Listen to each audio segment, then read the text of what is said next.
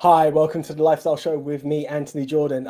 Yes, unfortunately, Pam can't be here this week, so I'm going to try and take the reins and keep you all as entertained as Pam does throughout the week. So we do have a top show. It's going to be absolutely amazing. We're going to touch with a bit of news, and we have an author by the name of Colin Babb who will be with us at 7:05. After that, we will be taking on the big debate, which is the Lovers Rock following Steve McQueen's Small Axe. How can I put this one? It's had mixed reviews, is the polite way to say this. We've had mixed reviews on the Small Axe Lovers Rock documentary / film. So we'll have a fantastic panel there who will be talking to us about that. Then we will be joined by Norman Basigu at 8:00, who will be giving us a small rundown and giving us some more news, giving us a few updates from around the world. Then we'll be entering the music corner at 8:05 with Stevie J and the Top 10 chart show with him. We'll have the Gospel Explosion with Annette B. And then we'll have another artist to keep you surprised. And of course, some music videos. So to kick off the show, we will be talking about a few news items. This week, it would be absolutely unfair to not mention a tragedy, an absolute tragedy, which I remember like it was yesterday. Sadly, this year marks 20 years where we have lost the young gentleman that was Damilola Taylor. So it was a horrible, horrible tragedy where he was stabbed and passed away in the Peckham area. And yeah, there was an anniversary, and his father Richard and his mother were there again, leading the tributes to a young gentleman who had so much promise, done right, and still unfortunately lost his life to post-Code War street crimes, and it had nothing to do with his character. So again, to all the young ones out there, anyone out there, if you are involved in any of the stuff, put the knives away, put the guns away, and let's live, let's support each other, and let's have a brighter future. We do also have a bit of bright news. This one, some of you may have heard quite a while ago, but we do have a new 007, not a new Bond, that is still to come, and A Time to Kill will still be coming out with Daniel Craig, but Lashana Evans will be there. There she is, the young lady who will be taking on the mantle of 007. So the film will start off with Daniel Craig still in Bond. However, he is retired, and this young lady here that we see will be our new 007. So do look out for that. It's something very, very exciting in the world of cinema. It has been postponed in terms of release in the cinemas, but it is something to look forward to once all of these lockdowns are lifted. And finally, one more for the world of sport. We were saddened once again by the Argentine hero that was Diego Maradona, who passed away this week. It was Thursday, actually. We woke up to the news that the football legend had passed away due to a cardiac arrest. So just want to put a huge rest in peace out to a legend in the world of football. Whether you supported Argentina or not, he was that fantastic star. So our condolences go out to all the football fans and family and friends who have lost a great person there.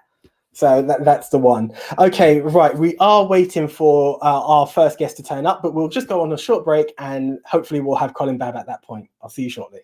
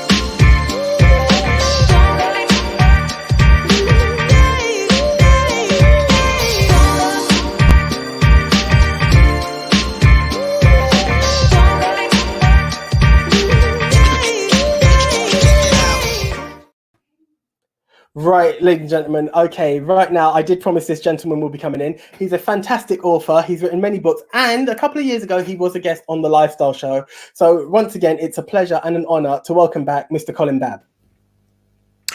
Hello, good evening. Can I be seen and heard? I can hear you perfectly. Can you hear me? Absolutely, fantastic. Good to be with you this evening, Anthony, on the show. And yes, I was last on the Lifestyle Show about, I think it was 6-7 years ago with Pam Joseph. So it was way back. Well, you know, I was there actually 7 years ago, so it's great to have you back. I do believe I do recall seeing you there with us, but no, it's great. So tell us, Colin, first of all, well, what have you been up to since you were last on the show? Well, basically, I've written 2 books since then. I was last on the Lifestyle Show when I wrote the first edition of They Gave the Crowd Plenty Fun, and after that I managed to create a revised and updated version of that book. And my latest book is called 1973 and Me, which focuses on my life during that year, my family's life, friends, acquaintances. And the main thing that runs through the seam of this book is the 1973 West Indies tour of England, the cricket tour. Well, what a fantastic year that was. So tell us, what are the without going into too much detail, obviously, because we would like everyone to hear the book. What are some of your fond memories aside from the cricket team? We'll move on into that shortly. But some of your fond memories of 1973. Well, basically, I was settling into my newish flat in South London with my family. I was living with my mother from Guyana, my father from Barbados, and my great-grandmother from Guyana.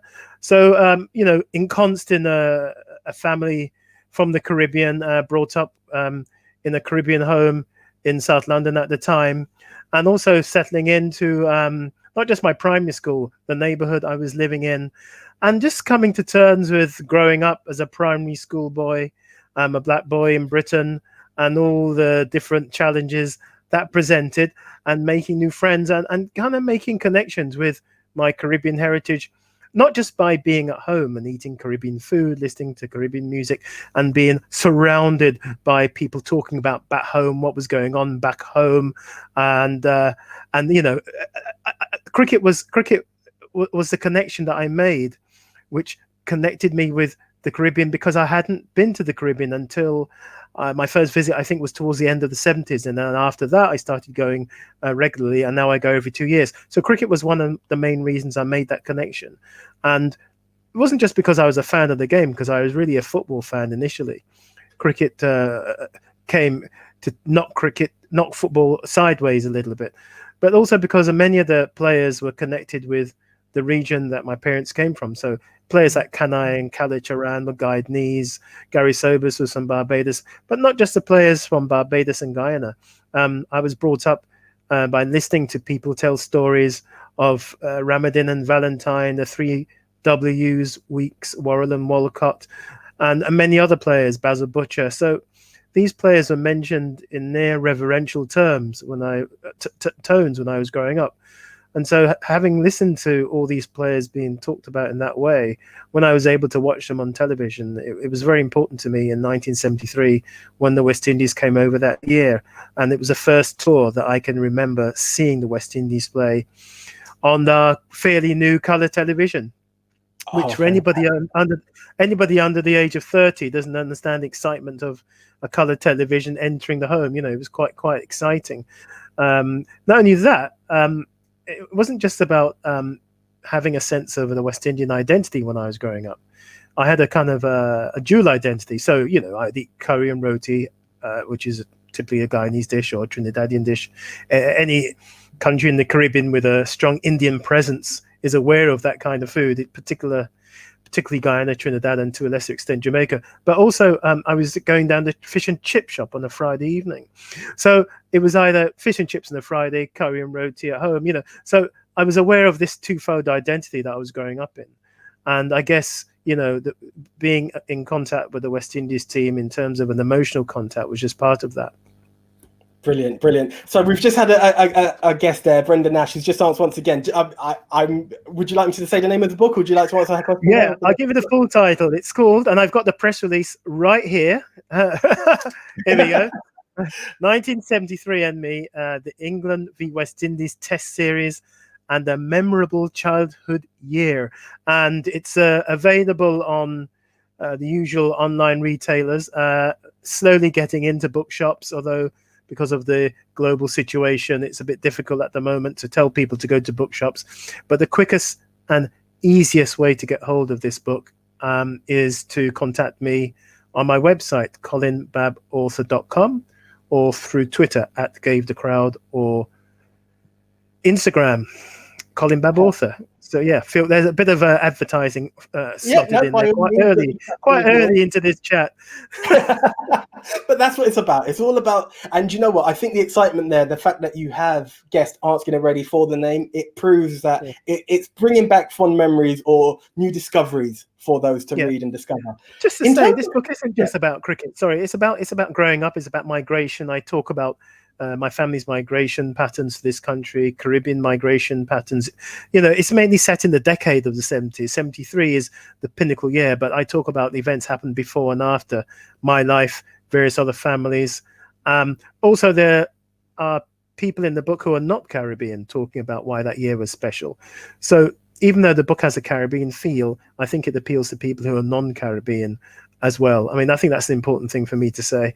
And also I talk about various events which directly or indirectly influenced me and people I knew. For example, in 73, Britain joined the common market. And obviously we can talk about how that connects with Brexit, which is, you know, an ongoing conversation.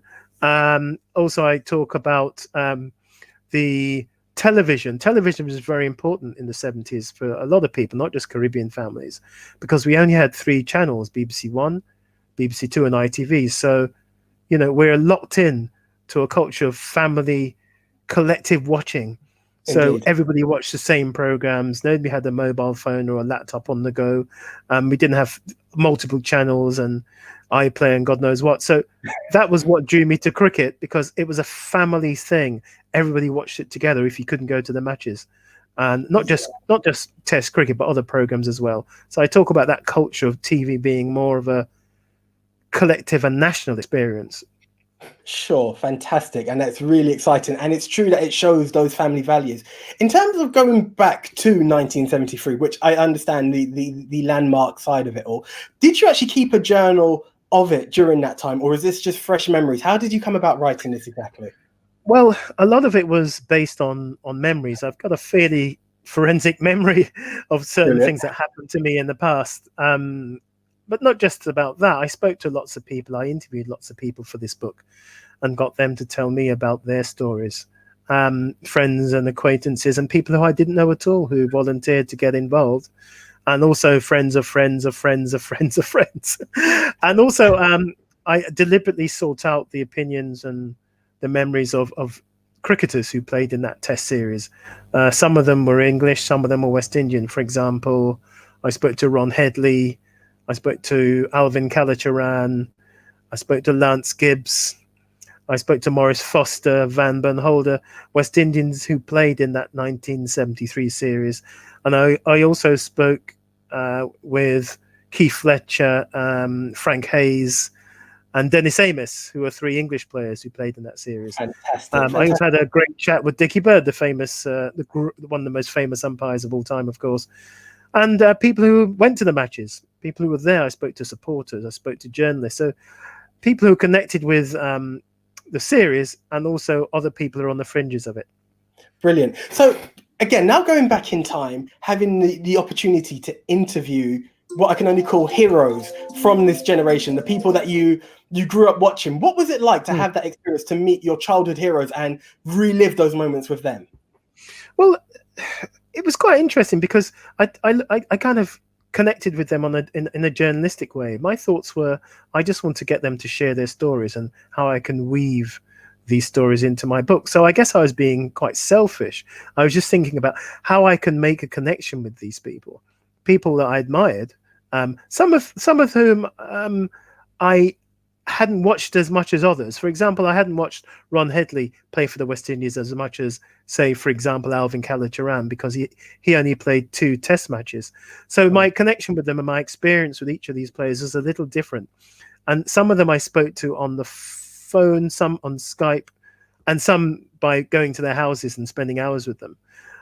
So I guess I was a kind of the admiration of these players and the emotional connection I felt for what they did and what they achieved was slightly subdued, because I was really thinking about what's the best way of sharing those stories in the book and making my readers make a strong connection with the material that I was going to provide.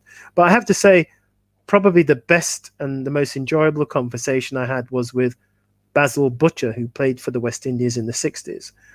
He's a Guyanese. He's from Port Morant, which is a village in Berbice in Guyana. If anybody's Guyanese, they'll probably know where that is. And I was in Guyana. I've been to Guyana a few times over the years. And on my last trip, I sat with him in his living room and spoke to him for an hour, and it was invaluable, listening to his experiences of coming here, playing for the West Indies, why he wanted to get out of his village, and playing for the West Indies was his way of social advancement. It was just fascinating, and all the little stories that he told of certain players and certain situations, which for legal reasons I couldn't reproduce. Some of them are quite sensitive. God bless his soul, he passed away last year. But yeah, that was one great example of a very fulfilling conversation. Sure, no, that's fantastic. And you talk about the, how can I say it? The difference of cultures. You talk about the traditional English dishes versus the traditional Caribbean dishes, which I'm sure as well resonated so many different feelings. Has changed so much in current times, if you will. Yeah, I mean, to me, I know it's kind of strange that you have English chefs on television talking about jerk chicken and all sorts of things, which to me, growing up in the 70s, I would never have imagined that would have happened, that you would have had chefs who are British talking about elements of Caribbean food on British television. I guess because I'm older, I see these comparisons. I compare the past to the present, and I'm always surprised about certain things. But yeah, I mean, listen, in most of our big cities, there's a Caribbean takeaway. I don't think I've traveled around England a lot over the years, and in all our major cities, there's a Caribbean takeaway for everybody to nip in and buy and sample. It's just a different culture now. People are just more willing to try different things, whereas when I was growing up, generally cultures stuck to their own. But Caribbean culture, as you know, is very diverse and cosmopolitan. We're brought up on different types of food with different types of ethnicities who have brought these food cultures to the Caribbean over the years. But yeah, the book is about food, it's about cricket, it's about football, migration, fun, happiness, sadness. So yeah, 1973 and me. Find out more at my website, colinbabauthor.com. Brilliant. So once again, for anyone who does want to get all of these, get in contact with yourself to purchase the book, how can they do that, please, Colin? Just go to the website and contact me through there. All the details are there, and I'll make sure that you get the book well in time for Christmas. It's an ideal present, and you don't have to be West Indian or a big cricket fan or have grown up in the 70s to get something out of this book. There's something for everybody. There's a bit of history, politics, fun, comedy, light and shade. Just what you want in a read, I think. Indeed. That sounds like a fantastic read, a trip down memory lane for some, a discovery of a great time for others. Colin, thank you so much for your time, and I do encourage everyone to read the book. Okay, ladies and gentlemen, that was Colin Babb, and 1973 and Me is out. So do get in contact with Colin and see a way that you can purchase this fantastic book and a journey through to the 70s. Okay, we're off to a break, and then we'll kick off our Lovers Rock debate. See you soon.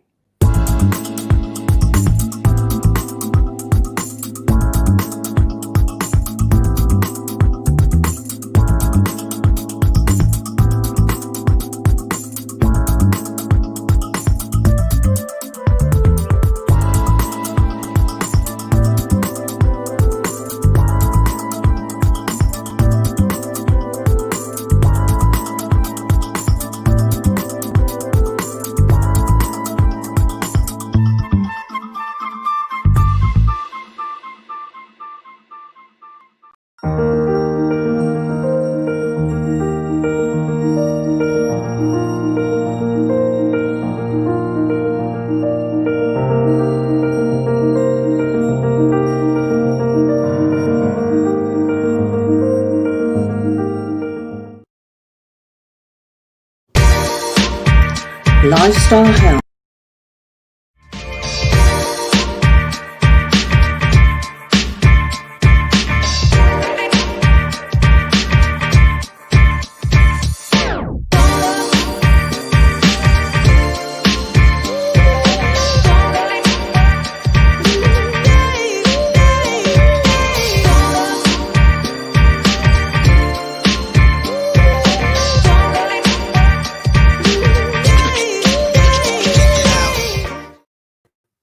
Hi, welcome back to the Lifestyle Show with me, Anthony Jordan. Right, okay. As some of you may have seen, Steve McQueen has recently released he's part of a 4-part series on the BBC called Small Axe. And episode 2 of Small Axe was entitled Lovers Rock. And there has been many, many different views regarding this Lovers Rock debate. And what we had to do is bring on some people who were part of the era. The pioneers of Lovers Rock are now here to join us to discuss Lovers Rock in itself and what their thoughts of this Small Axe documentary / mini movie. So right now, I would like to introduce our panel guest to discuss this matter. So who do we have first? You know what? If we're going to talk film, there's only one man to talk about film in the UK. That is the one, the only Mr. Marlon Palmer of Kush Films. How are you doing, Marlon? I'm good. Good. Thank you for having us. Right. Glad to be here. Yeah, it's a pleasure to have you. We also have Myrna Loy of Black Bright News. Myrna, how are you? I'm doing fine, thank you. Brilliant. Thank you for joining us. Hi, Myrna. I'm right. Rudy Ranks. Yeah. Hi. How you doing? I'm good. Thank you for joining us as well. Lady TLC, organizer of the AWSL Award. How are you? Hi, can you hear me? Yeah, I can hear you. Lovers Rock legend, Toyin Adekale. Hi, how are you, Toyin? Hi. And the panel could not be complete without mentioning one of the pioneers of this industry, the legendary producer, Mr. Neil Fraser of Areva Records. Bird Professor, how are you? Day. Hope you can hear me okay. I'm fine. I can't hear you too. I don't know if it's the internet, but I'm fine. I'm here. Okay. Is everyone else hearing me okay? Yeah. Okay, brilliant. Okay, so considering it's a film, Marlon, There seems to be some background noise or something. Right, okay, we're going to try and work on that. Let's see if we can find out where that's coming from. Right, give me a second to work on that. Hello?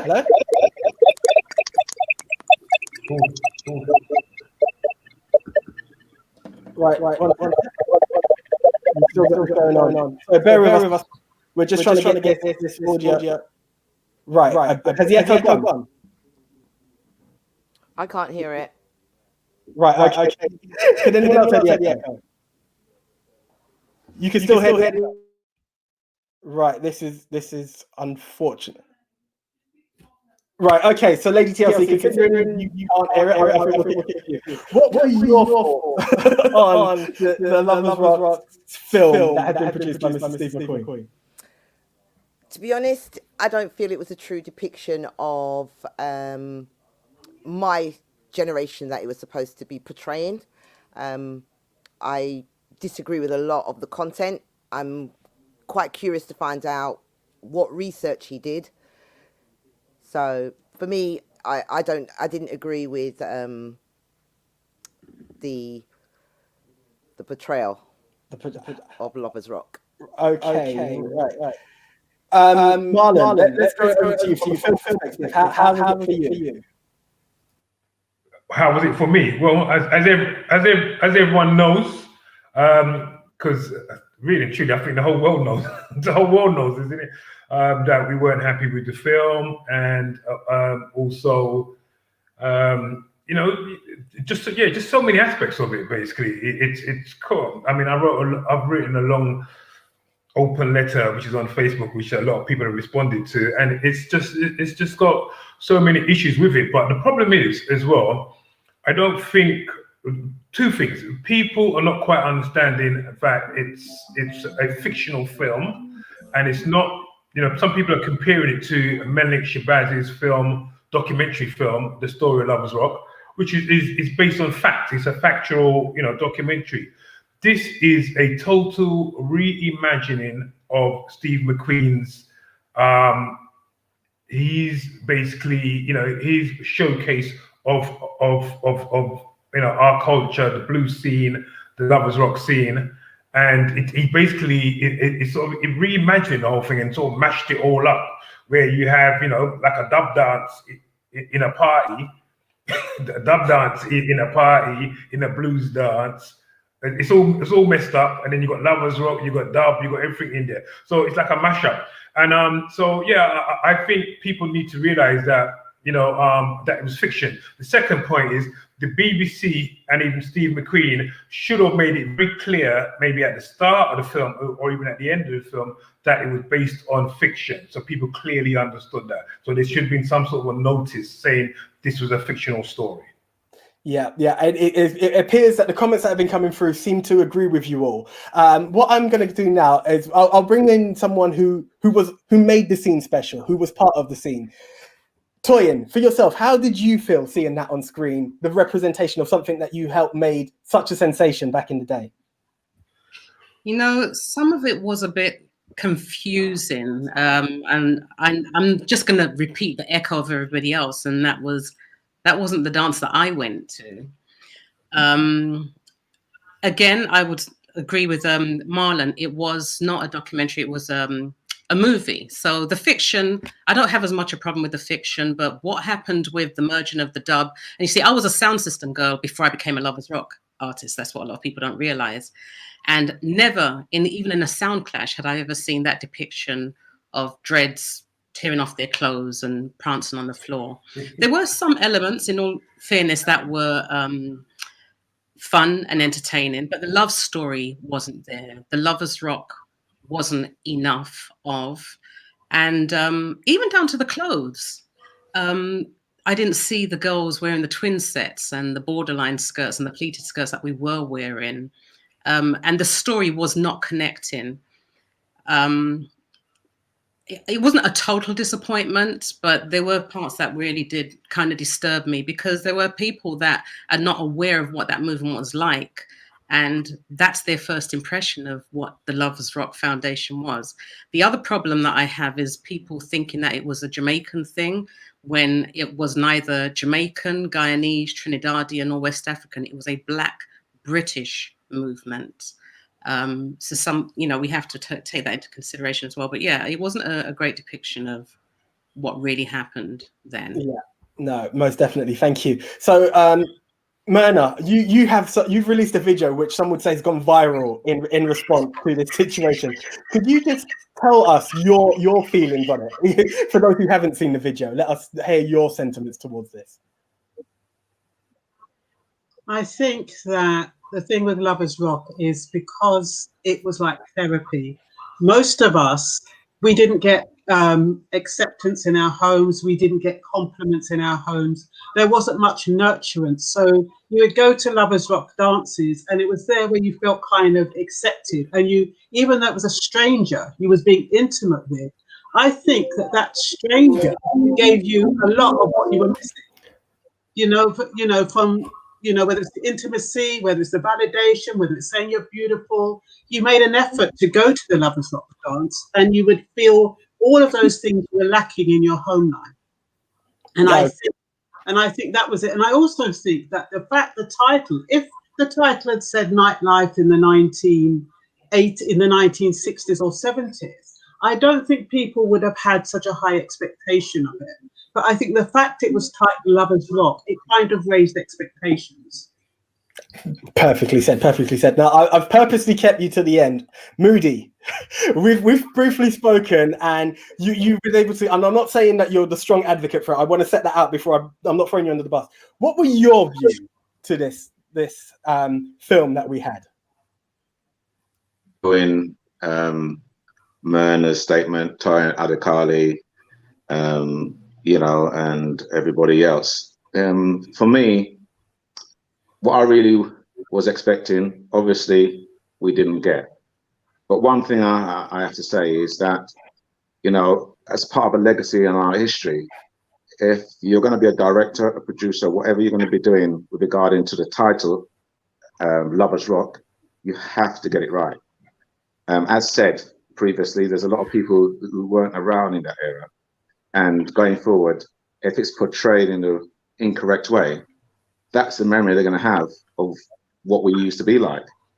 For me, what should have stood out was how stylish we were, how elegant we were, especially in comparison today. I mean, Farrah slacks, the beachy, pony skin tops, you know, gold tip shoes for the ladies, pleated skirts, pom-poms, you know, the way they wore their hair, sovereigns, Krugerrands, you know, chaparita, you know, crocodile skin shoes, snake skin shoes. You know, we were very stylish, and that was our signature.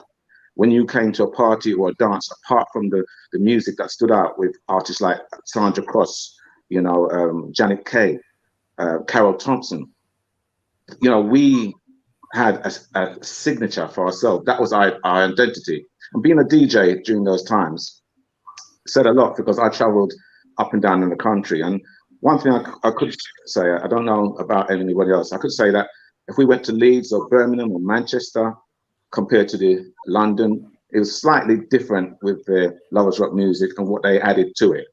So that was, you know, for me, it was a misrepresentation of you know, the whole thing. But I have to give kudos, because it's, you know, out of something sometimes you have to get positive. He managed to get it on the platform. He just didn't get totally right. And for me, you know, he has to take ownership for that. From my understanding, he's a late 60s baby, probably 1969. So he wouldn't have been around in that era, like most of us. You have to live it to know it. That's my okay. I hear that point, and I am trying to be as impartial as possible on this. I've seen it, and I have to be on the fence on this based on situation. I'm a 80s baby, okay? Being an 80s baby, I have parents of this era who are able to say what is what. Can an individual of Caribbean heritage be that distanced from our culture based on the age group that we're looking at? Sorry, what was that? Sorry? Is that to me or is it to the panel? Based on, I'll put it out to anyone, but just based on the statement that was made there. Marlon, would you like to? Can I just say something? Yeah. Anthony, you're echoing. You're echoing, so I'm struggling to hear you. Yeah, it's true. Yeah. Sorry. Yeah, it's true. Yeah. When you speak, you echo. Right. Okay. Apologies. Am I coming down better now? Okay. Am I still echoing? Yes. Am I still echoing? No, you're sounding much better. Right. Okay. Sorry about that. I'll Right, let okay, Moody sorry answer that question that you've Yeah. just So asked. Moody, for yourself. Moody, for yourself. How did that come across? For you, can someone really be that disconnected from an era and a movement, and they're just a few years shy of that era? Is that to me? Yeah. Yeah, I mean, don't forget, yeah, you say he's just a few years short. He's more than a few years short. If you're born in 1969, yeah, how old were you when in the 70s? You know, you can do the maths. So is what he should have had really, and no disrespect to him, but if you're producing a show that's going to show a representation of anything, the research has to be specific, and you have to get the right people involved, whether it be someone like Dennis Povell, or you know, some of the artists at that time that were singing the tracks, some of the people that used to attend the parties in the club. You have to get them as part of your research, and you're not going to get every single aspect of it correct, but trust me, you know, the continuity will be there. And if it was like that, and again, as someone mentioned earlier, the title said Lovers Rock, that platform is huge. And when we hear that, we think, wow. So everybody is going to be looking for the right, you know, the right representation. So yeah, it has to be right. And even if, you know, as I said, if he was a 1969 baby at the time, if you've got the right people around you, then we would have the right angle and right representation going across for that legacy of Lovers Rock. Lovers Rock music was very important at that time, and it was our own. It was our identity. It was our own. We were used to getting record from the Caribbean, sometimes Jamaica, more said, as a DJ. Yeah, They had lovers out there, but in their own style. But this was the voice of the UK. It has to be right. That's my point. Right, and we've just got Marcia here who's saying, as a writer, you don't have to live it. You can do your research and tell a story as it is, which kind of echoes what you were saying. Marlon, I just have to bring this to you as a film expert, someone who's within the film industry. How difficult would it have been for Steve? Why did it not come out for Steve to be able to show it the way that everyone's asking for it to be seen at this moment?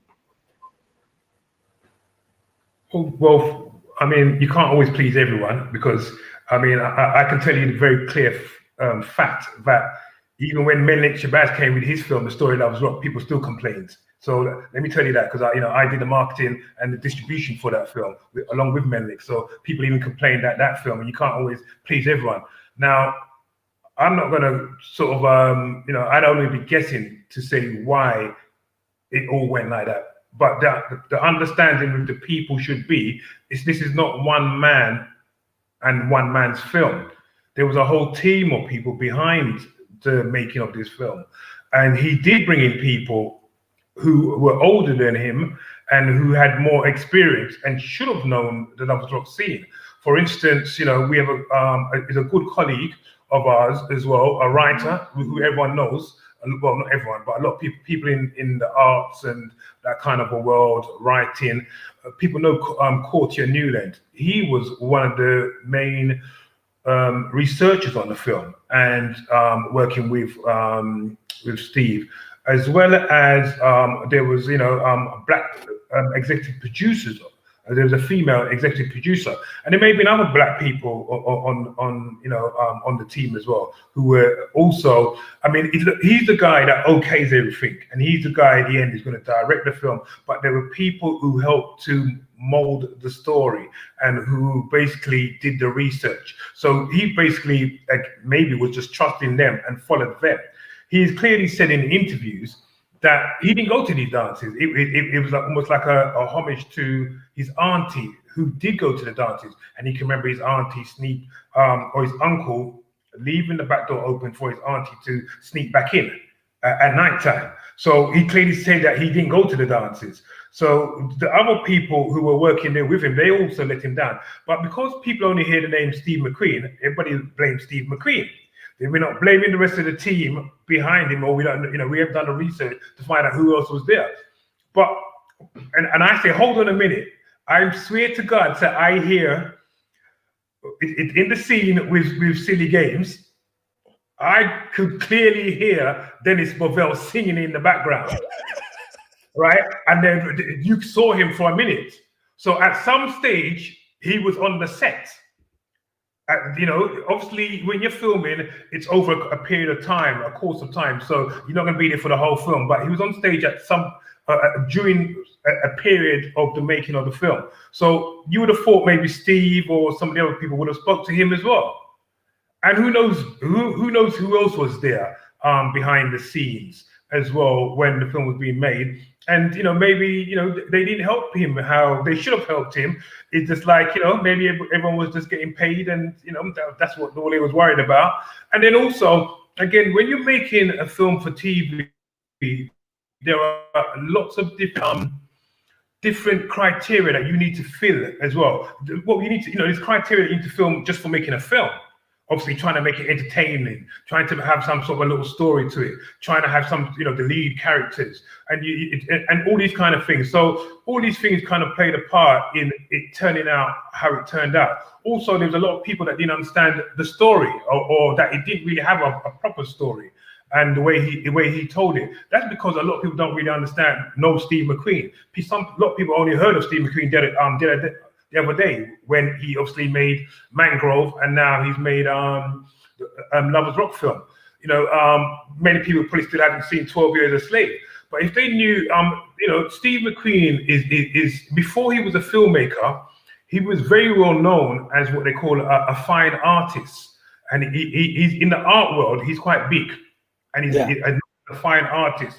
And that's when I first heard about him, because I actually went to the Institute of Contemporary Arts, and they do like exhibitions down there, and I went there and I came across this exhibition, which I thought was really good, and it was Steve McQueen, and that's when I first got to know about him many years ago. And then so he carried on in the art exhibition field, and then he started to make films, and he made a number of more mainstream films or art house films, with for white people, I would say, really. Before he then went on to do 12 Years a Slave, and then now he's got himself into a position where he won the Oscar for 12 Years a Slave, and he's got himself into a position of power and influence, and he decided that he wanted to do something for his community. And simply, he messed up, and our people maybe didn't. They let him down, didn't support him, didn't guide him how they should. Thank you for that, Marlon. We're just going to go to a short break, and we'll be bringing in another guest shortly. So we'll just catch you all after the break. Thank you.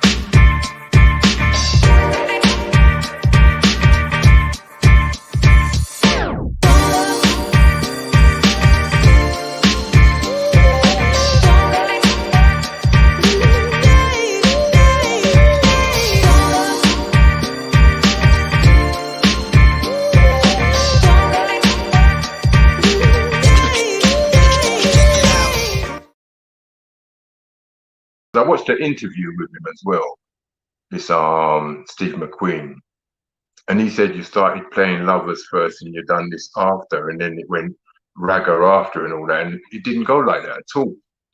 It was soul in the beginning, of music to lively up the place first, and then later down in the night, that's when you got the Lovers Rock. So it just never made no sense. He didn't do his research properly as far as I'm concerned. The dressing concept, like you said, I don't understand all that. And yeah, you used to go into a dance or a blues dance, if you want to call it that, because I was trying to work out what kind of dance it was in the movie. Was it a party? Was it a blues dance? And I couldn't understand, going down, taking someone down the backyard, and there's already mattress and sheet and everything waiting, and that really upset me, and people watching this, it's like, he's trying to portray something like a blues dance, but I can't see how the Lovers Rock came into the movie and showing all these other things. It just didn't make no sense to me. And we never jumped up and down and went on like that. I've seen them dances in punk rock dances, when you watch them on the telly, but I've never seen that in a blues dance or even a party. We stand up there and we listen to Mike chat Mike and all that, and we're like, wow, and everyone's got their hands in the air, but not jumping up and down like wild animals all over the place. No, like somebody's possessed on the floor, like devil possessed them. I've never seen that. Not even in the big dancehall dances, you don't see that. We go to the dances, we skank and we spang, or we dance with girl. I'm not saying that we didn't have one night stands, because we did, but it wasn't no forceful thing. These are stuff that happens in life as we grow up. When we're younger, we do things and we do certain things.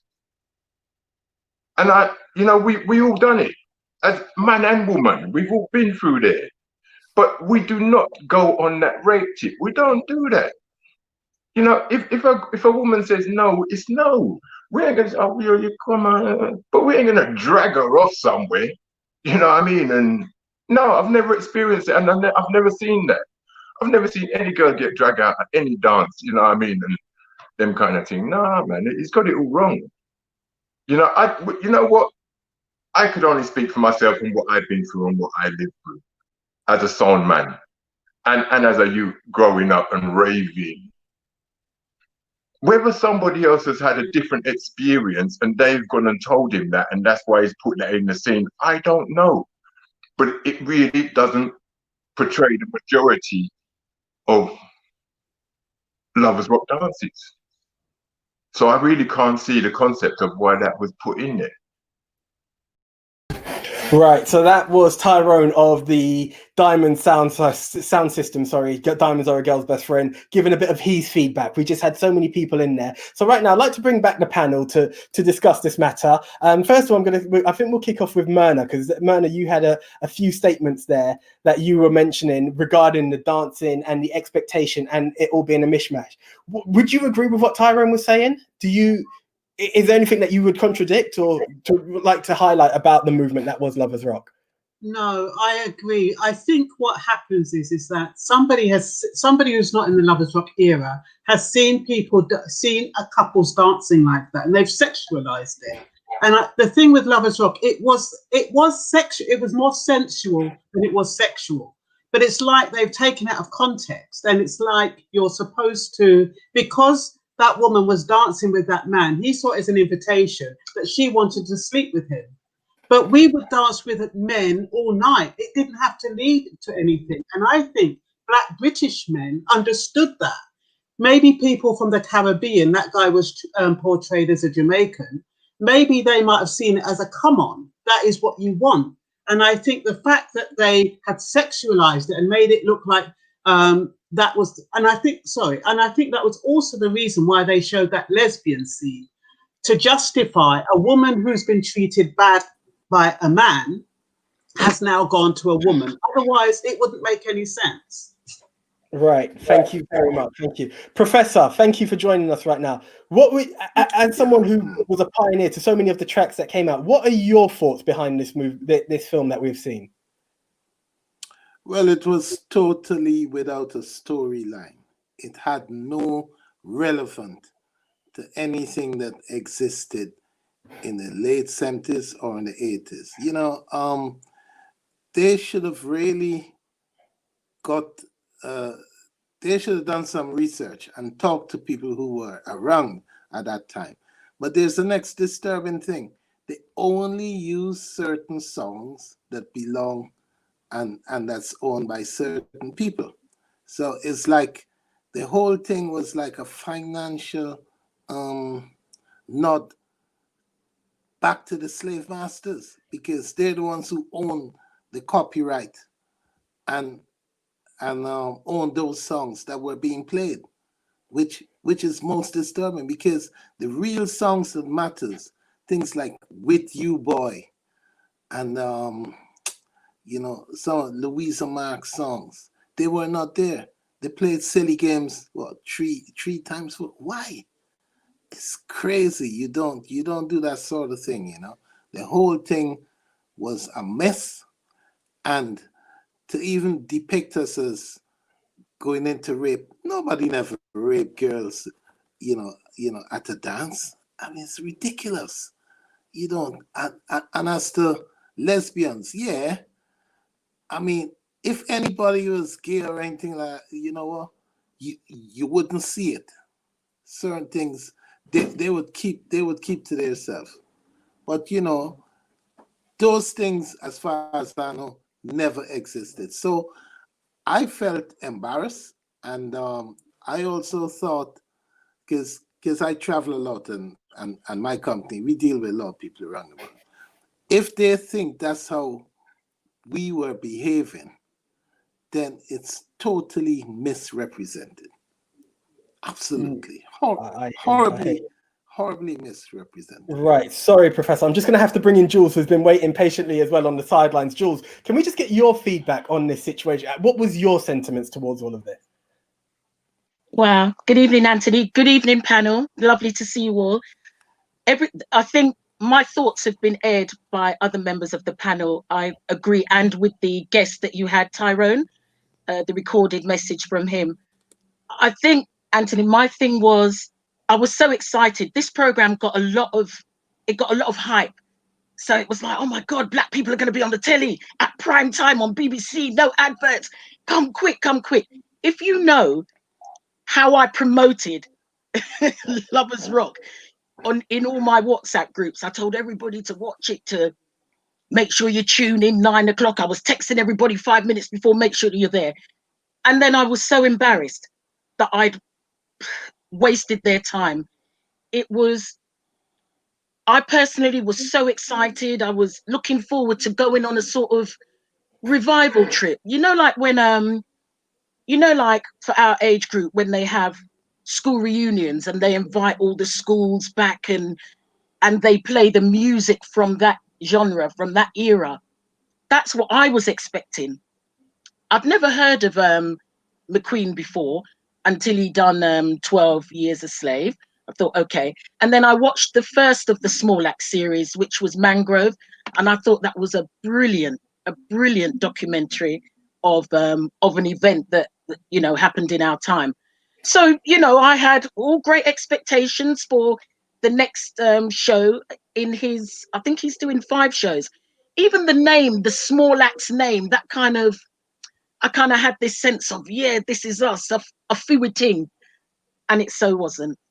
Very, very, very disappointed. I think what I was looking for is a replication of the dances that I went to, the house parties, which was, they were ram, but in a nice way. You know, everybody was nice, everybody was packed up tight, but everybody had manners, everybody was peaceful. The girls, our hair would sweat out and, you know, paste down to our face, but it was all good. And the music and the DJs were the ones who held that dance. And I did not see that at all in this show that McQueen depicted. My biggest question was, who did he get confirmation from that was okay? That, yeah, I ate that. Yeah, Steve, you got it. Yeah, that's it. Who was it? Who on this earth nudged him and said, yeah, that's it. That's a great... I tell you what, Anthony, I was very concerned that for some white people, if I can say, and maybe some people, even my son, who is not aware of the era that he probably come from, but I wanted them to be able to have a depiction of how it used to be for us back in the day. No fighting, no fussing. There was love. I've heard the word sex come up a lot. And it wasn't about sex. It was love. It was peaceful. It was harmonious. I think the biggest aggravation was when someone's mum came in the dance and looking for their child to draw them out. Or maybe another big confrontation who's not invited. And that was it. That was it. Very, very disappointed. Right. And what a waste of primetime telly. Yeah, talking of the music, we have this part, and I'm going to bring this to you shortly, Toyin, because you've made a few comments here to us.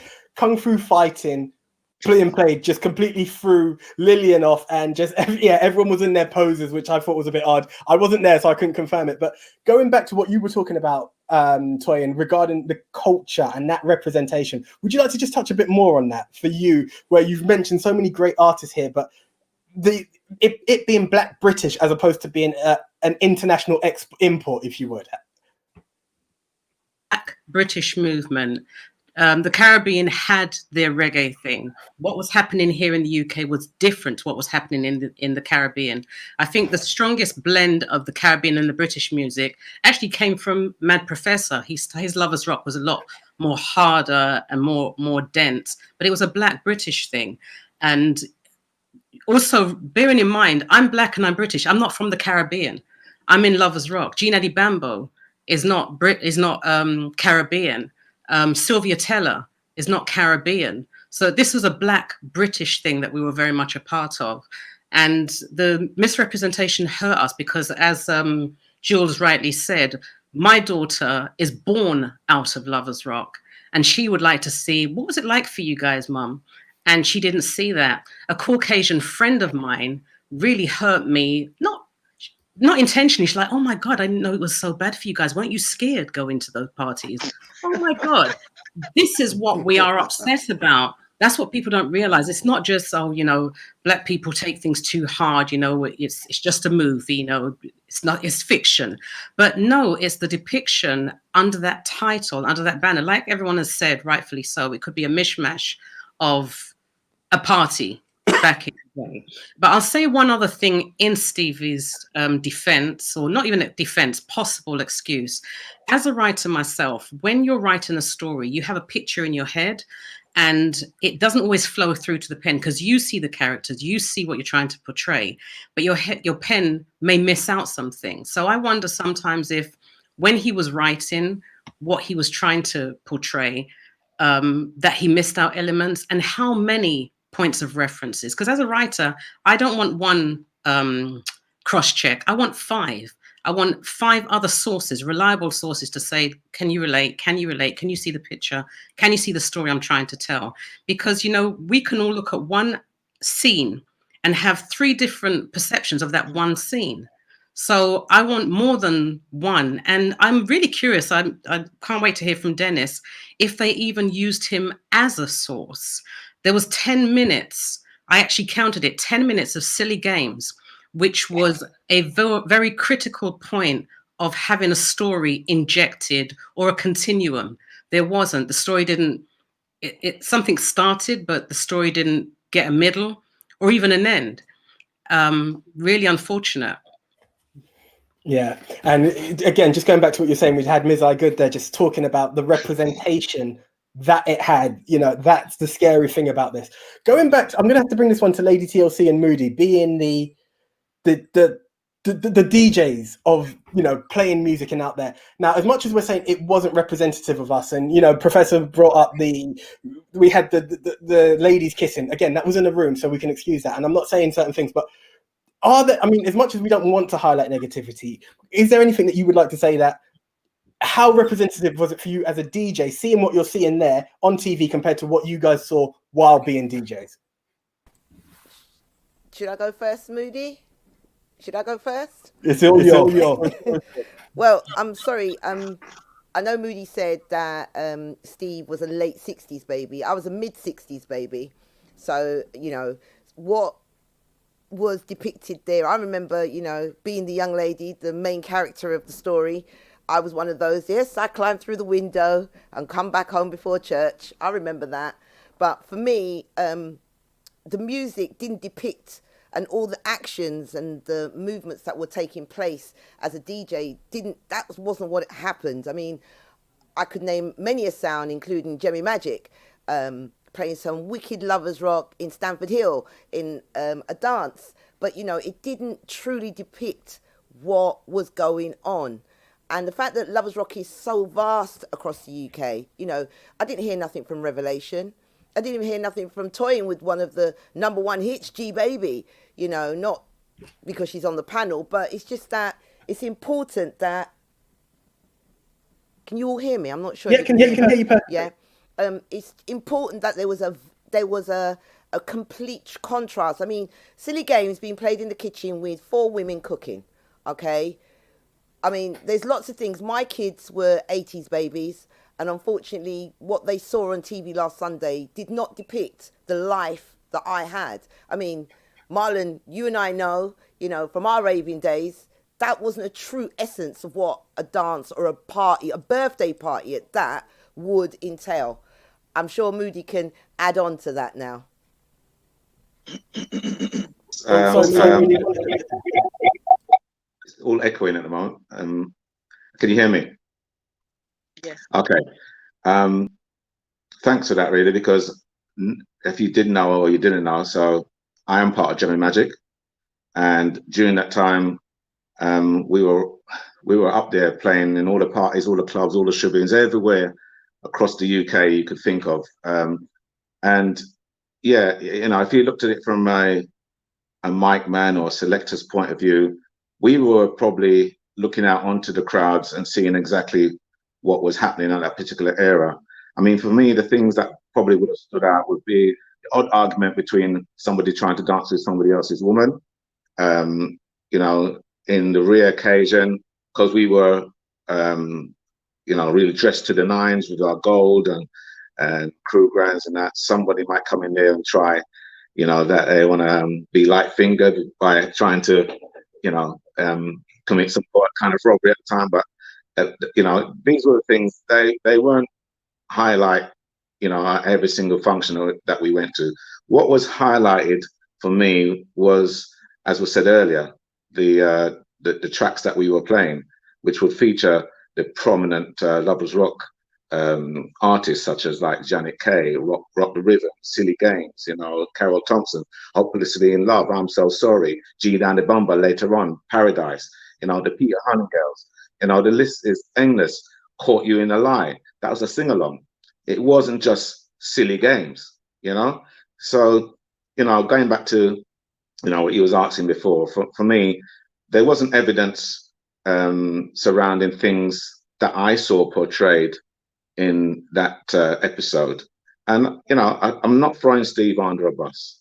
I'm not going to do that. I'm going to say that he got this one wrong. Just like the Prime Minister, he has a team. But if it fails, it's the Prime Minister that's going to take the flak. Yeah. So for me, you know, going forward, all I got to say is the themes were wrong. There was a rape scene in there, which I didn't think was warranted. There was drug scenes in there again, which I didn't see was warranted.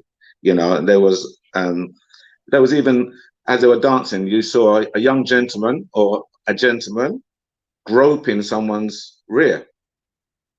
If that went on in the dance, there'd be a big fight. You know, that didn't happen. I'm not saying it didn't happen in some places. It just wasn't a thing that you would relate to at a Lovers Rock party or a dance. That we had a certain panache about us, and when you want to reflect about that era, you want to be looking at how we dressed, how we spoke, how we moved, how, you know, how the music rocked us, and it became part of our identity. Thank you. Sorry, time is catching up on us. So what I'm going to do now, I'll actually leave it to you actually one more time. I'm going to ask you all, we've got no more than a minute each. If you had the chance to make that film better in 1 minute, what would you like to have seen, or how would you have changed it? I'll start with you, Moody, then we'll go on to you, Myrna. Over to you, Moody. If I had a chance to make that actual movie myself, a lot of the members in this panel could be part of my references as well. But I would go to some of the people during that era, so the artists, you know, people who knew what was going on. You know, just to sum it up, yeah, we're never going to get it totally right for every single person.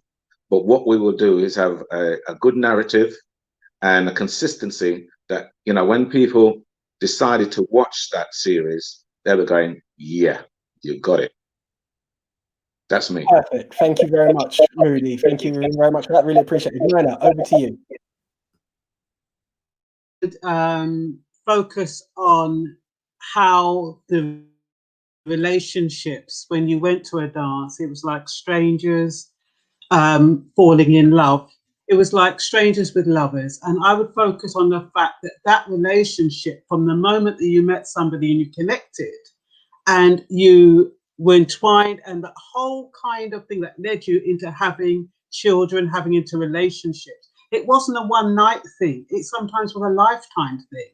And I think with Lovers Rock, that's what it was. It was like I can't even explain it. And I was trying to think that today. It's not something you can explain. It's something that you feel.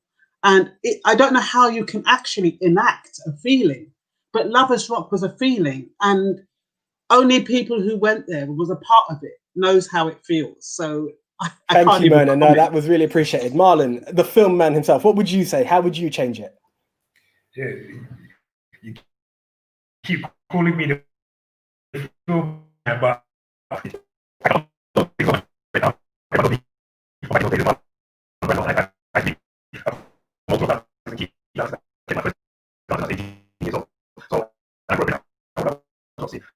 know, again, obviously, I would love to see it, as been pointed out in some of the comments, because, you know, I was one of those guys who used to be in my snakeskin shoes and my crocodile shoes.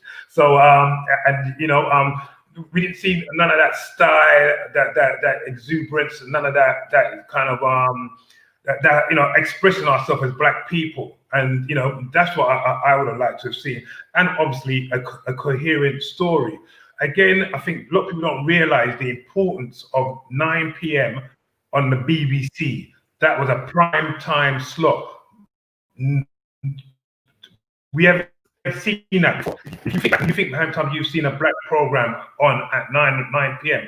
And I think that helped to kind of even mess it up, knowing that also maybe white people were going to be watching and they were trying to put something on that was going to be what they saw maybe as it's got all the, you know, all the little things of you know, sex, drugs and rock and roll in a sense. So, you know, it's you know, I would like to story, and a story that really showed us in all our true glory as black people, and you know, as young black people, I should say, and expressing ourselves in a harmonious and unified kind of manner, and just being who we are as, you know, as you know, lovely black people. Indeed. Thank you so much. Yeah. Toyin, over to you. What would you like to add? Rightly said, I would have definitely incorporated some love. Let there be a story about love, because that's what Lovers Rock was about. I think for the sound system, if they're going to reenact, I would have got, even if you can't get the individuals, I would have incorporated one or two of the sound systems from that Lover. So even if it's Jemmy Magic, if it's Diamonds, but use the sound name to replicate what was happening there. And with regards to the rape scene, let's say for argument's sake that some girls did actually experience not a full-blown rape in a back garden, but that man would not be able to come into the house again, into your birthday party, who he just molested, and not get a beat down. Where was the security guy? So that would have had to have a rewrite. And I think, to be honest, let's do another one. Because clearly Lovers Rock is in demand. Who said Lovers Rock is dead? So it just needs to be done, and done with, take all of this information into consideration. We're not fighting against Stevie, we're fighting against the content of the movie. Wonderful, love that. Lady TLC, over to you.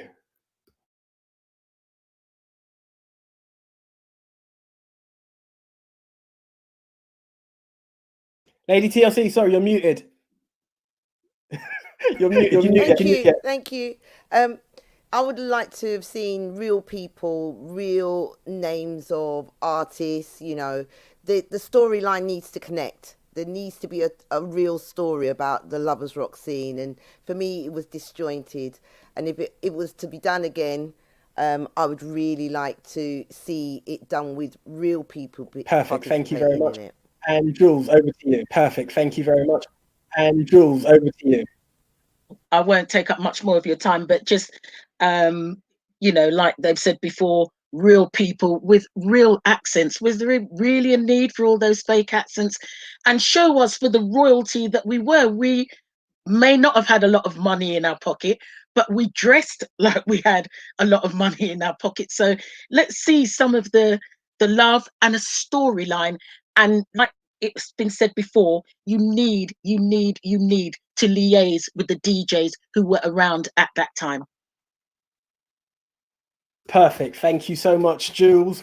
Guys, everything that you've all added has been fantastic. There has been comments between yourselves and on screen saying we need to make another one. Oh, Marlon, you'd like to add something there? Sorry, I'll let you take the platform.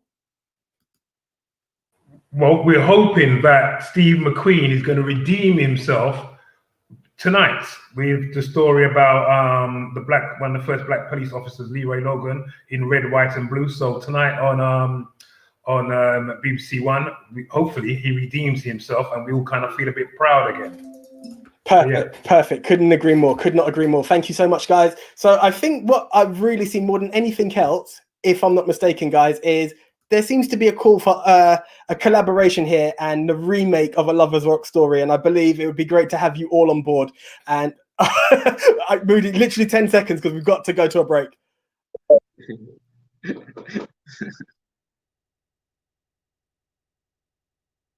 Okay, right. Okay, no, cheers. All right, guys, we're off to a break. Thank you very much for your time. And we'll all be in touch again. And there's a film in the making by the sounds of it. See you later. Cheers. Bye. Okay, ladies and gentlemen, that was the panel there talking Lovers Rock. It's been a fun one, and it looks like we have a film to look forward to. We'll catch you after the break.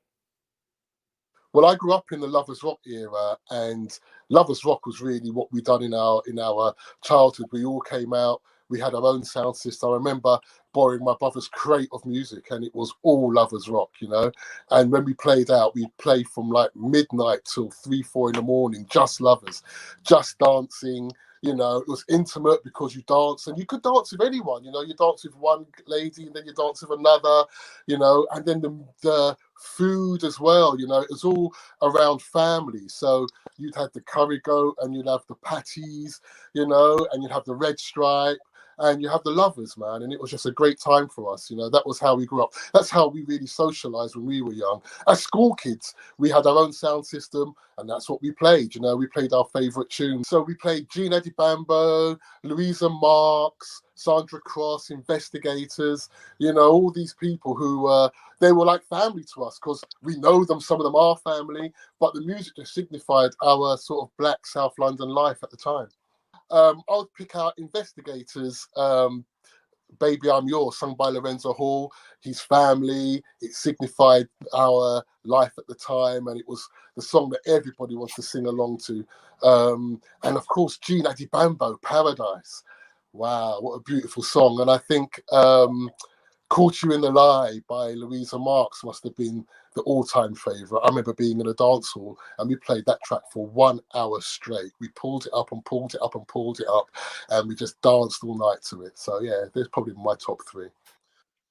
Yeah, well, I saw the film Lovers Rock, and truthfully, I was kind of disappointed. The clothes looked nice, but those things when I was in the dance hall never happened. You know, people never rolled around with their shirt off the floor, banging their feet and all this kind of stuff, and trying to get into the bathroom with girls of vulnerable and taking them out the back and, you know, doing inappropriate things and stealing from phone boxes to get in the dance. That just never happened in our time. So I'm not sure where they got all that from. But certainly, you know, the clothes were good and the music was nice. But you don't bang your foot on the floor in a dance hall because you'll shake the needle. So I don't know where they got that from either.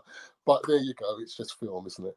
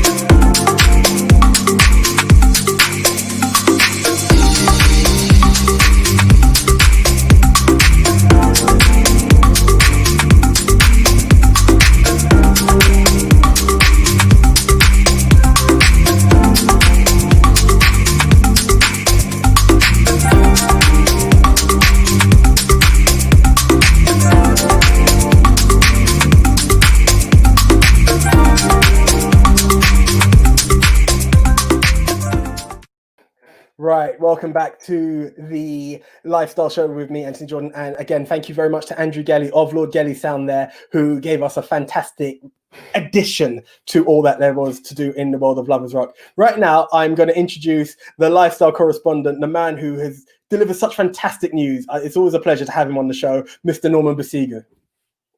How are you doing? Right, thank you. I'm good, thanks. And you, how are you doing this evening? I'm good. Always great to see you. So awesome. Yes, I'm happy to introduce this spotlight where you'll be giving us a weekly roundup of all the news that's been happening within the week around the world. Yes, that's right, Anthony. So I'll be focusing on African and Caribbean current affairs. And the main reason behind this is simply because in more mainstream media, I feel that we don't get enough spotlight. Honestly, the word just pun intended and everything there. We just don't get enough spotlight, good or bad. It's just very, when it comes, it comes. But I feel like a consistent stream of our news and our information is so needed. So that's why I thank Ben for giving me this platform to do this. It's a pleasure to have you on board. And the stage is yours. Take it away. Yeah. Thank you. All right. And so, everyone, welcome to this installment of Spotlight, a segment where I'll be covering the latest in African and Caribbean current affairs. My name is Norman Basigu, a correspondent for Ben TV. We are very thankful to all of those who are watching and who are tuned in, and we hope you all enjoyed the overall program. Now, in today's segment, I'll be giving the spotlight to recent affairs happening in Uganda and in Jamaica. So I'm going to start with Uganda, and I'll be exploring the recent wave of protests that have been happening in Uganda. So here's the scoop. The East African country of Uganda, known as the Pearl of Africa, will hold presidential elections in January of 2021. But recent campaigning across the country has been marked by an alarming amount of violence arising from recent protests, which began on the 18th of November.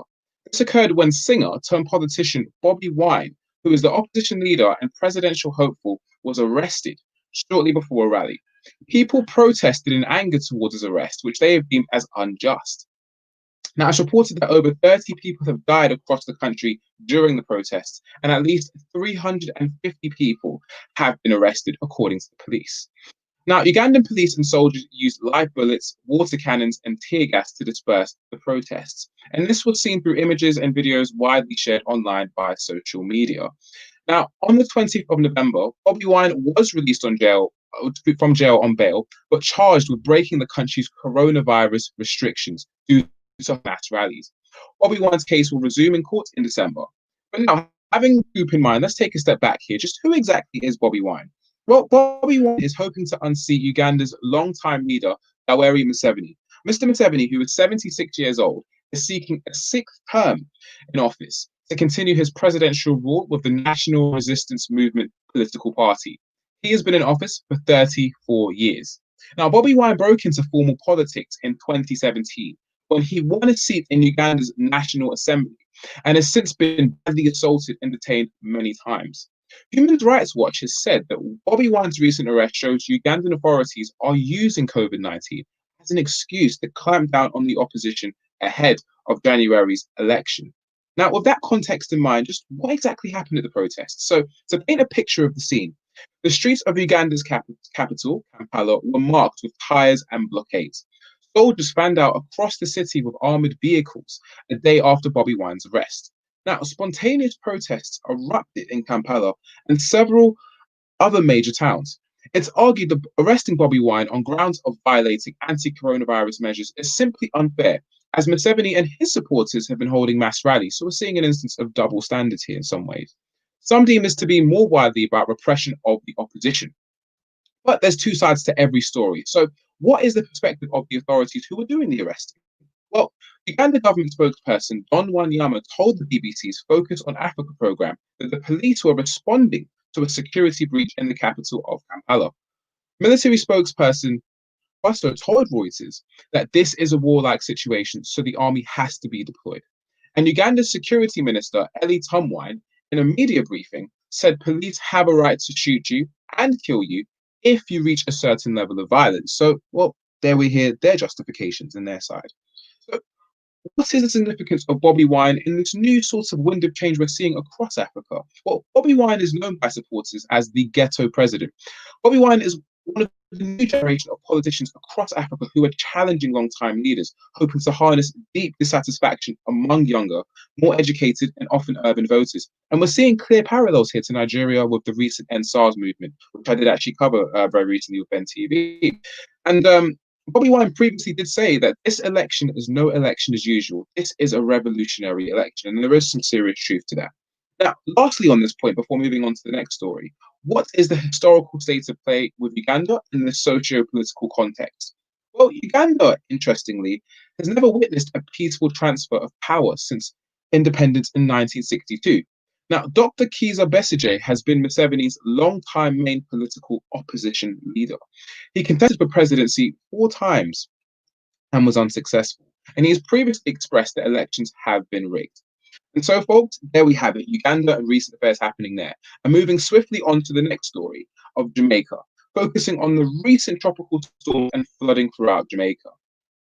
Now, heavy rainfall and flooding resulting from the back-to-back tropical storms Zeta and Eta have caused extremely severe damage throughout Jamaica since late October of this year. More than 280 roads have been damaged in Jamaica as a result. So let's break down exactly what's been happening, the consequential impacts, and where things go from here. So let's begin with Storm Zeta, which took place in October. Heavy rain from Tropical Storm Zeta triggered flash flooding and a deadly landslide in St. Andrew on Friday, the 23rd of October, with Jamaica's meteorological service having issued several warnings. Now, the heavy rains resulted in 2 fatalities after a house was swept away in Shooters Hill, St. Andrew. Other immediate outcomes from the flooding include many roads destroyed and residents being displaced. The conditions continued over the weekend, but the bulk of the destruction was done on Sunday, the 25th of October, when almost an entire day of rain caused flooding across the island. Now, this forced many residents to evacuate their homes and find shelter, and the Jamaica Defence Force deployed its disaster assistance response team to the Bull Bay area in response to this natural disaster. The areas of Mandeville, Negril, Bull Bay, along parts with St. Elizabeth, St. Catherine, Clarendon, and Kingston were unfortunately the hardest hit, with several roads in those parishes declared as simply impassable due to the high water. Residents living in 9 Miles and the wider Bull Bay were urged to immediately evacuate, seek higher ground, as the flooding had been escalated to an emergency situation. Even more unfortunately was that the island police emergency number was out of service on the Sunday due to the weather, and as a result of the storm, some were without electricity for hours. The destruction caused by the tropical storm has reignited calls for the government to urgently address the island's drainage and infrastructure problems, which are highlighted whenever there are a few hours of heavy or torrential rain. And many Jamaicans express fears that if there is an even bigger storm or hurricane that were to directly hit the island, as they have done to, let's say, the Bahamas, Puerto Rico, Dominica, and other Caribbean islands over the past few years, that Jamaica could be completely devastated. Now, let's look at Storm Eta, which took place in early November. One of the impacts was the Chalky River broke its bank close to 9 Mile Bridge, and this presented a scary experience for residents of 9 Miles in Bull Bay, St. Andrew. In one case, leaving rubble that covered a number of major objects, including motor cars in the affected areas.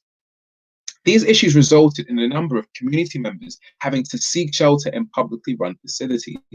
Now, the Jamaica Defence Force said the team's first order of business was clearing debris and silt from a road in 9 Miles, and the team used front-end loaders and other heavy equipment to reopen the road and re-establish contact with the community. Unfortunately, some of the worst flooding did occur in the Bull Bay area.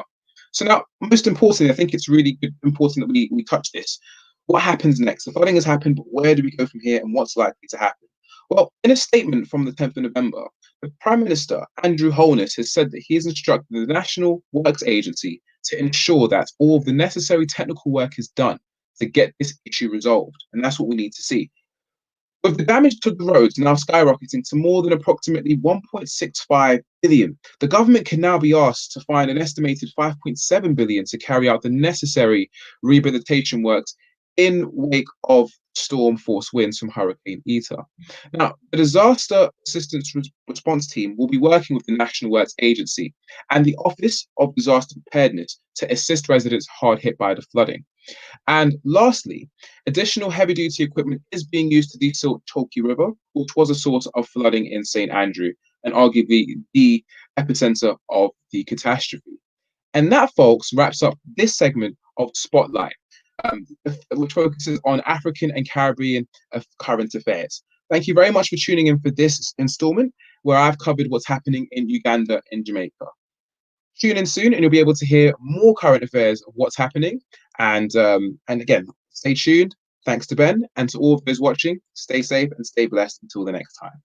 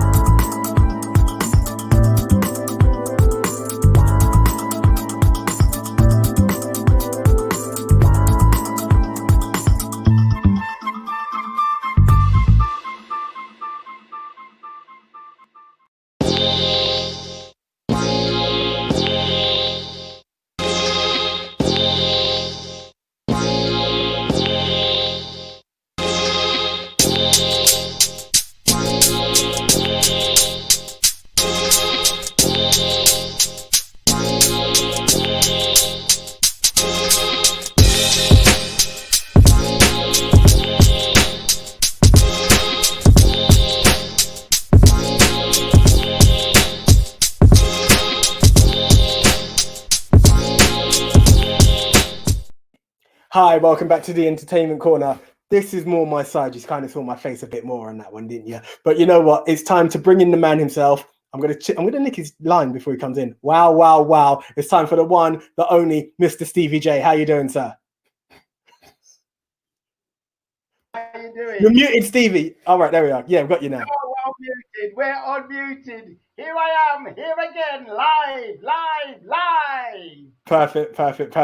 Great stuff. So, you know what? How's it been? How's it been this week in the world of the charts?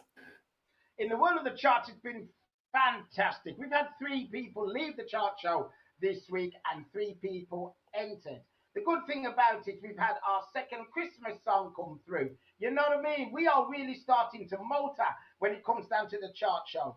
You know, there's some great sales happening. There's some great votes happening. But the most important thing is to get your tracks ready for the festive season. Do not wait because you can't go out. Get them purchased. Get them in your collection. It's going to be well worth it. The Stevie J Chart Show is bringing you great music.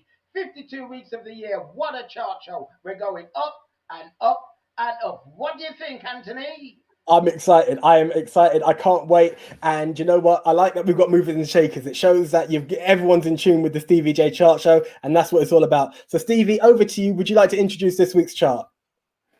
Yes, we are ready to introduce our famous top 10 for this week. So, let's see what is going on in the Stevie J Chart Show. Up to number 10 this week, it is Trevor Dixon and his wicked little track called Lovely Day. I've made it this way. Such a lovely day. The sun is out, the sky so blue. Mother Nature's hailing me. Up to number 9 this week, it's Johnny Too Bad with a lovely little track called I Love You. Give my heart and soul. First of all, I'd like to say, how do you do? Down to number 8 this week, she's had a real good run in the top 10. Goes by the name of Panchita Latusha, and she's now gone down with her wicked little track called No 3 O'Clock.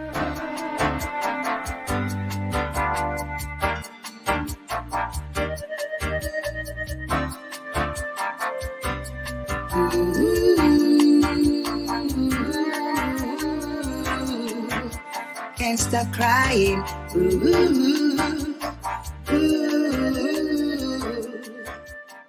Former number 1s go by the name of Nubian Queens as they go down to number 7 this week with Mine One Destiny.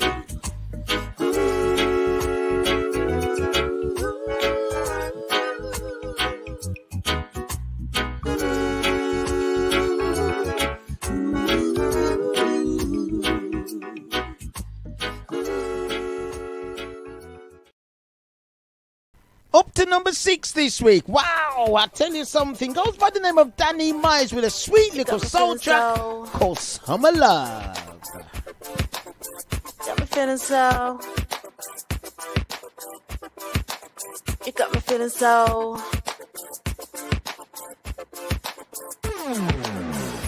Summer love. You got me feeling so hot. Summer love. You got me feeling so. Summer love. He was at number 2 last week. He goes down to number 5 this week. It's Davey Hall and a wicked little lovers track called Angel in the Night. In this world. Ooh, alright.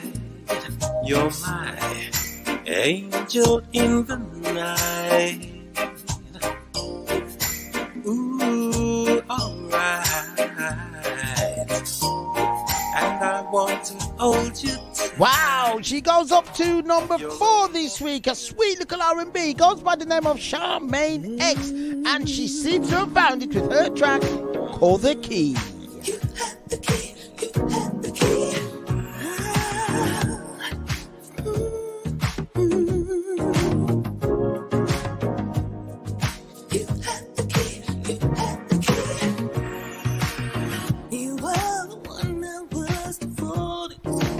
week's number 1 goes down to number 3. Can you believe it? Brian St. Rose goes down this week. A booming little track called Catch a Vibe.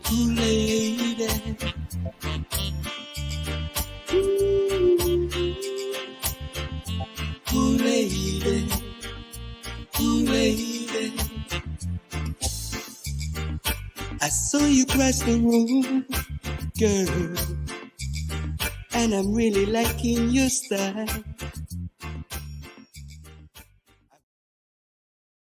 Up from last week to number 2 this week. I tell ya, this little lovers rock with a message in the music by Damel. He's up there at number 2. Is Someday We'll All Be Free. Spread the news to your neighbor.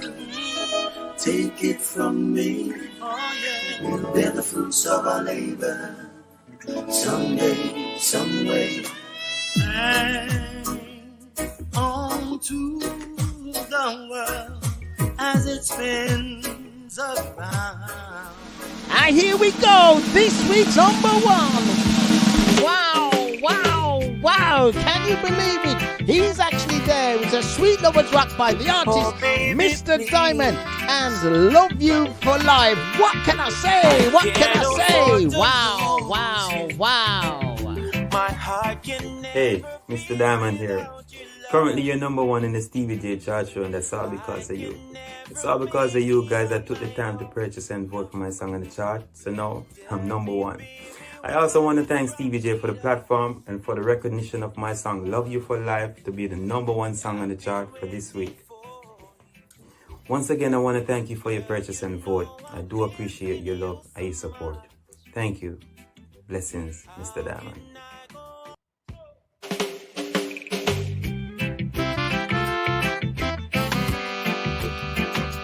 Oh, baby, please. I can't afford to lose you. My heart can never beat without your love. I can never make it on my own. No, no. Tell me, baby, what is wrong with us? Oh. I've been waiting for you. Girl, you know I'm missing you so much. How can I go on without your touch, girl? I wish that you just keep this between us. Baby, why the rush? Girl, I just wanna love you for life, girl. Love you for life and always. And always, yeah. Girl, I just wanna love you for life, yeah. Love you for life and always. And always, yeah. What am I to do? There's no way I'm living without you. Well, what can I say? What can I say? It's exciting. Brand new one, number 1 there, Mr. Diamond and Love You for Life. What's going on? Well, I'll tell you something, there's people that's hot on the trials that you've just seen on the top 10. There's a few more people, 3 or 4 ready to come in, and there's a few that might be leaving this week. But it's all down to you, the public. It's all down to you. Just remember, all you've got to do is purchase the track that you like in the top 10, and then just text the number 07463 112038, leaving the artist name. That will keep them going up the chart, going down the chart, or even leaving the chart show. Wow. What you say about that, Anthony? Sorry, I was muted there. I was so blown away. Love it. And congratulations to Mr. Diamond and you number 1. I love the movement and motion that's going on each week with the chart show. And the messages from the artist is so touching. It really gives that extra touch to know the appreciation that's going on. I love it. Great stuff. Stevie, thank you very much. Actually, right now, we're going to go to a quick break and then we're going to be having a bit of a gospel explosion. Catch you in a bit.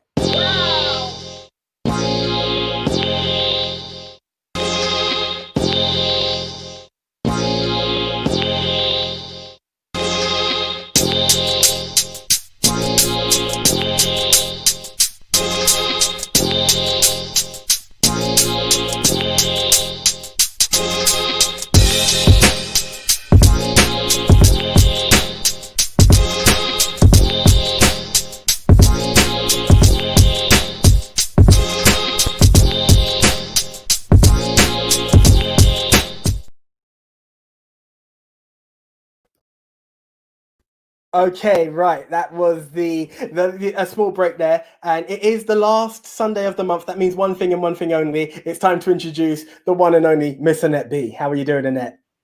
Hi, Anthony. How you doing? I'm good. I'm good. Do you know what, Annette? Just before we get into the whole gospel explosion, someone did want to have a small word with you. Okay. Who may that be? Hey, because Stevie J's right here. Because apparently someone's had a few number ones on the Stevie J chart show. Hello, how you doing? How you doing? You are so naughty. I just want to have 1 minute of your time, Annette. You've had 2 number ones in the Stevie J chart show. What was it like having 2 number ones? And technology remains undefeated because I think we've lost the net. What a golden post. What a golden post to have her on. Right, okay. To number 1. That's the one. Okay, what we're going to do, we'll leave Annette right now for a second, but I'll keep you on, Stevie, because while Annette's coming on, I think we'll bring on this gentleman because he was one of the chosen few to be a number 1 in the Stevie J chart show. Mr. Momo Watts, how are you, sir? I'm fine, thank you. How are you doing? I'm very good. I'm very good. Stevie. You're looking good. You're looking good. Yeah, Anthony. Perfect. Stevie, did you want to ask Momo a question? Or would you like me to kick it off? Yeah, I would. Yeah, I just want to say, Momo, there's a new track that you've come into the chart show now. Can you just tell the public what it's all about and how did you manage to get that in and why have you chosen that track? First thing, I'm driving home for Christmas. Oh, I can't wait to see those faces. I'm driving home for Christmas. Yes, this track came about. You know, Stevie, this is not a new track. This is a track that I've heard many, many Christmases. And my producer, Lindell Lewis, I got together with him and I said, Lindell, I want to come back as Momo Watt. I want to put the chosen few aside for a little while and try the thing as Momo Watt. And we decided to do Driving Home for Christmas. Now, Driving Home for Christmas was actually recorded in 2011. And every Christmas since then, there has been some form of re-released because the DJs who knows the song wants to play it every Christmas. And I really appreciate that. So basically, that is how the track come about. I wanted something strong of my introduction back into the music business as Momo Watt. And as you all know, Momo Watt is part of my surname. It's my surname all mixed up in one. So if you look at it, Momo Watt, you'll see the name Mo Watt. That is me. Have I explained myself there, Stevie? That was great. Absolutely. Great stuff. Great stuff. I'm going to let Anthony take over the interview. I'm going to be watching. Anthony, I'm sure you've got some few questions to ask this man. So I'm definitely going to be back next week and I'll say, wow, wow, wow. And don't forget to tune 11 a.m. to 1 p.m. on stingdemradio.com in Birmingham. Out of here till next week, guys. Take care. See you later, Stevie. Thank you very much. Okay, Momo. First of all, thank you for your time. Absolute pleasure having you on. As I've said, I mean, the key part, as I said, was chosen few. That's how some may recognize the name, the face, even the sound. Tell us, how did it come? How did your musical journey begin? My musical journey began many, many years ago when I was a boy. I've always wanted to be a singer. If it wasn't a singer, I would have been an athlete. But I chose being a singer, and you know what? I have not regretted it. I started off singing with a band, the MP, Dawn Butler, with her father. When I was actually 10 years old, I started messing around with his band. You know, because I was told, and I look of age. You know, when I turned like 15, I used to speak in the pubs, so I used to sing in the. You know, singing a lot of soul songs, some rock songs, and so forth. So my musical journey has been a long, long time. Then one day I came back from Italy. I spent 5 years in Italy. I came back and a friend of mine says, Mo, there is a band Chosen Few and they're looking for a new singer. And you, I think, is the perfect person to join that band. I knew of the Chosen Few, so I decided, okay, I'm not doing anything just now, so let me go check them out. Went down to Alsden, check out the guys. As soon as they heard what my surname was, Mowat, all of a sudden, whoa, are you related to? I said, yes. And everybody just, and the conversation about joining the group changed. We didn't talk about music at all. We just spoke about my family back in JA, you know, and AJ Franklin, that was the original, one of the original members of the Chosen Few, knew my family more than I did. Wow. And I thought, well, that is amazing. You can tell me about my family and I can't even tell you who they are because I only know. And obviously that was because when I came to England, I was very, very young. You know, I was born in Jamaica, but arrived here in England as a boy, a little young thing, you know. Then I had to get used to the cold weather and go to school. And you know, I think I grew up in the right way. My parents was very, very strict, and my sisters as well. They had a terrible time because they were even under lockdown, like we are under lockdown now. You know, the females, they just couldn't go anywhere. You know, so so you know, us guys, we enjoyed our time. So that's when my musical journey started. The Chosen Few took me on a different level. I was not what you would say a reggae artist at the time. I was mainly doing soul songs, some reggae, but majority was soul songs.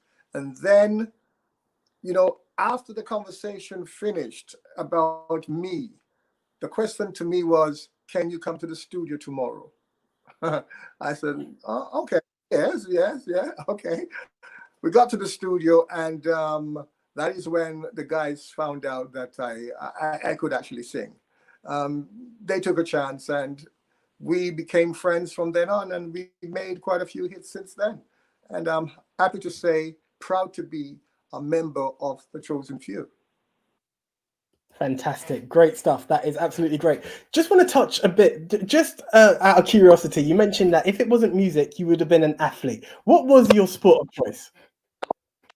I was very, very good at the 800 meters. Oh, well done. Keep it up. A man of fitness. Secondary school, you know, and I'll tell you what school I used to go to. I used to go to William Penn School in Ernhill, Dulwich, you know, and I won every race that exists at that school against members of the school, outside the school. I played at Crystal Palace Stadium many times. You know, behind me coming up was people like Sebastian Coe, you know, people like those. So I was before. I actually had a chance to go to the Olympics, but guess what? Music. I decided to try my luck at hurdles. No, I hadn't got deep into the music yet. I decided to try my luck at hurdles, and by doing that, messed up my knee, and that was it. My athletics career went out the door. No more Olympics. But you know, by saying that, I was following the footsteps of my cousin, John Carlos.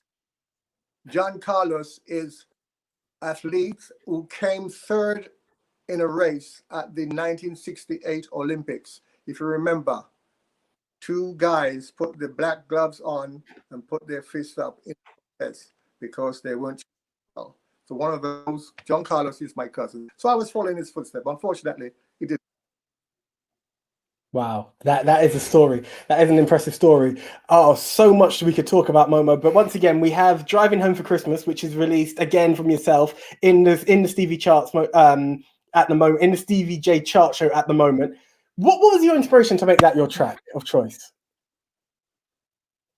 Well, like I said before, every Christmas I was hearing this song by Chris Rea, and I walked into the supermarket, it's playing. I get in my car, on the radio, it's playing. Everywhere you turn, this song was playing.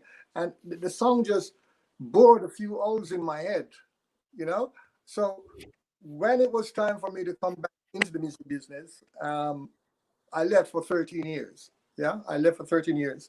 I was actually doing what you're doing now, television.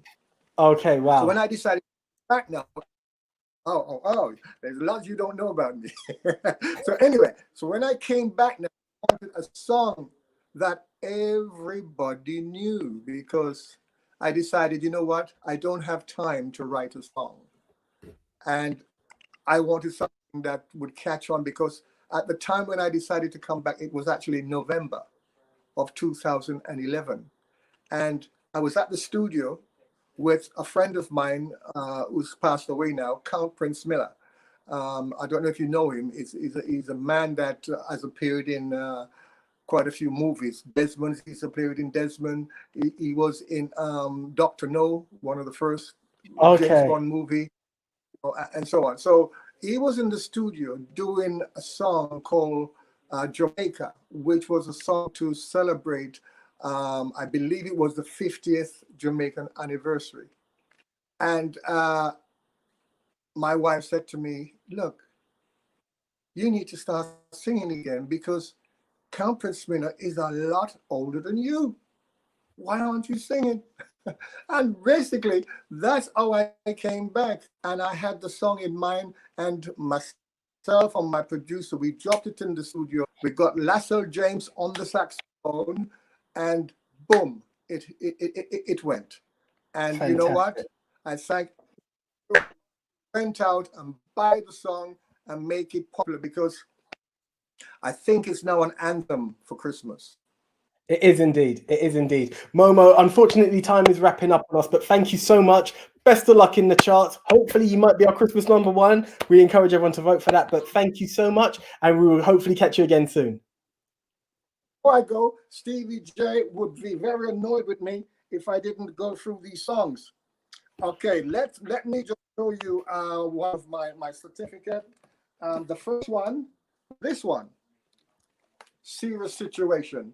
This was a song I wrote about gun and knife crime, and it went to #1, remained #1 for 2 weeks. Stevie J, big up yourself, and big up everyone who has purchased this and made it #1 for 2 weeks. Then we followed up by a song that everybody knows. Me and Mrs. Jones, we've got a thing going on. And this was #1 for 3 weeks. Thank you all, thank you all. And then the final #1 is a song that I was inspired by. This one, A Change Is Gonna Come. If you remember the death of George Floyd in America, and this song, last verse, relates to his situation.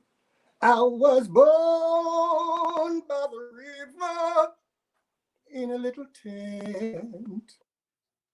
That's how it goes. So once again, everybody's voting for the song. 2 weeks at #1. Lovely. Thank you very much. Great stuff, Momo. Fantastic voice. I love the way you serenaded us with all of those. And again, best of luck. Hopefully this will be #4 for you on the chart show. But it's been a real pleasure. Thank you so much. Of course, Anthony. Thanks again. Okay, cheers. Thank you. Okay, ladies and gentlemen, Momo Watts there. It was amazing. Okay, right now it's time to bring in our lady, Miss Annette B. How are you doing, Annette?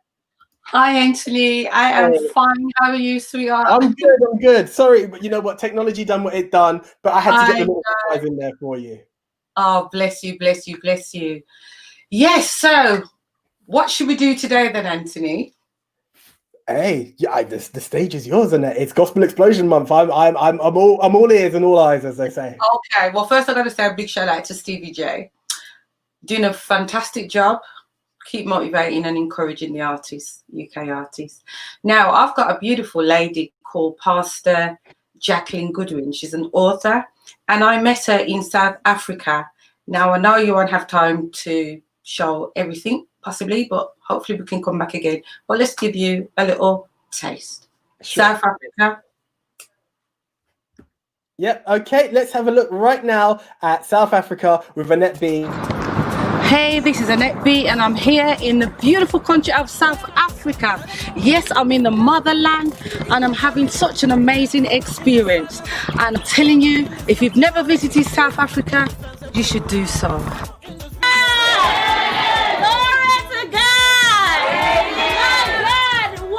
Welcome to the I Am Her International Conference South Africa.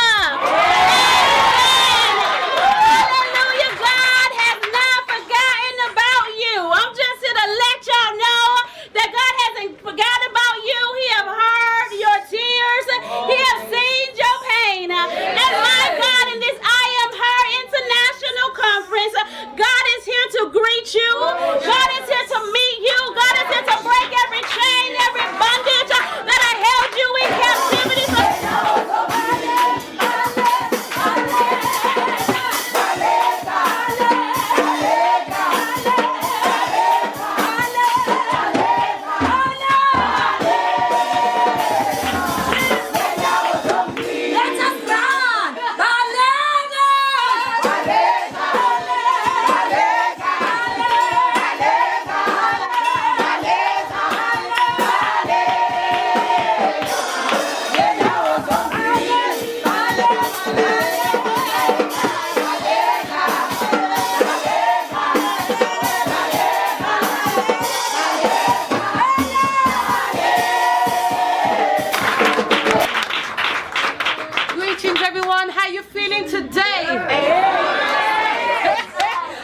I've been truly blessed, as you could. Oh my God, the presence of the Lord is in this place.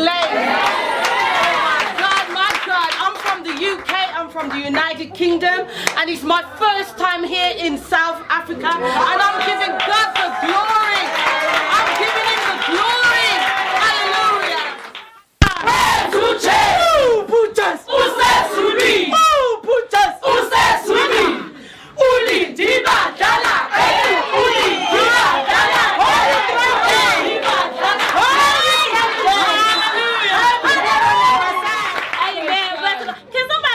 Nations have gathered. The nations have gathered. We got the USA. Yeah. We got Jamaica. We got the UK. And we got South Africa.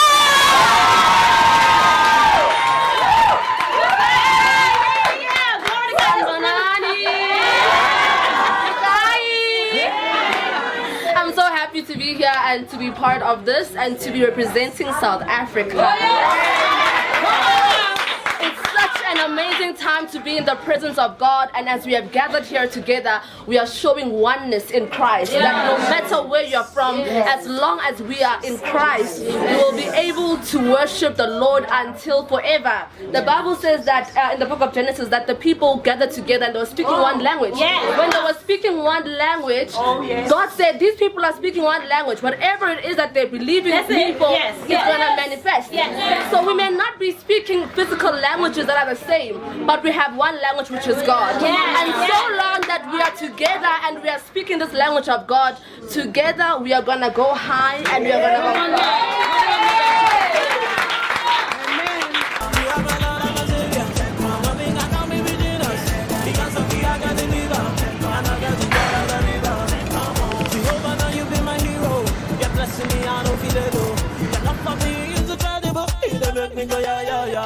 But the power of the cross, free from every cost. You set me free in victory now. I can shout hallelujah.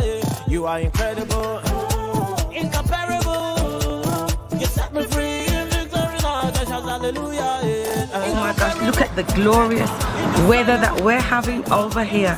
And I have the beautiful Prophetess Jacqueline Goodwin here in South Africa. Oh my God, and you are based in South Carolina from the U.S. Oh my God, so we've got a bit of a mixture going on here. We've got Miss USA, Miss UK, and we're both in South Africa.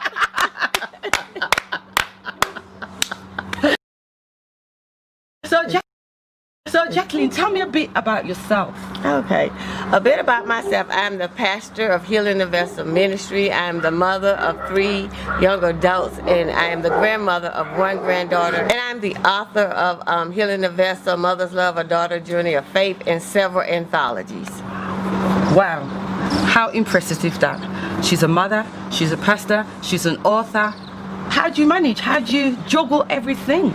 Yeah, it's with time management and organizing our time, yes. So that's how I do everything. I have to switch different hats, but time management is key. Wow, wow, wow. So what made you become an author? Was that your aspiration?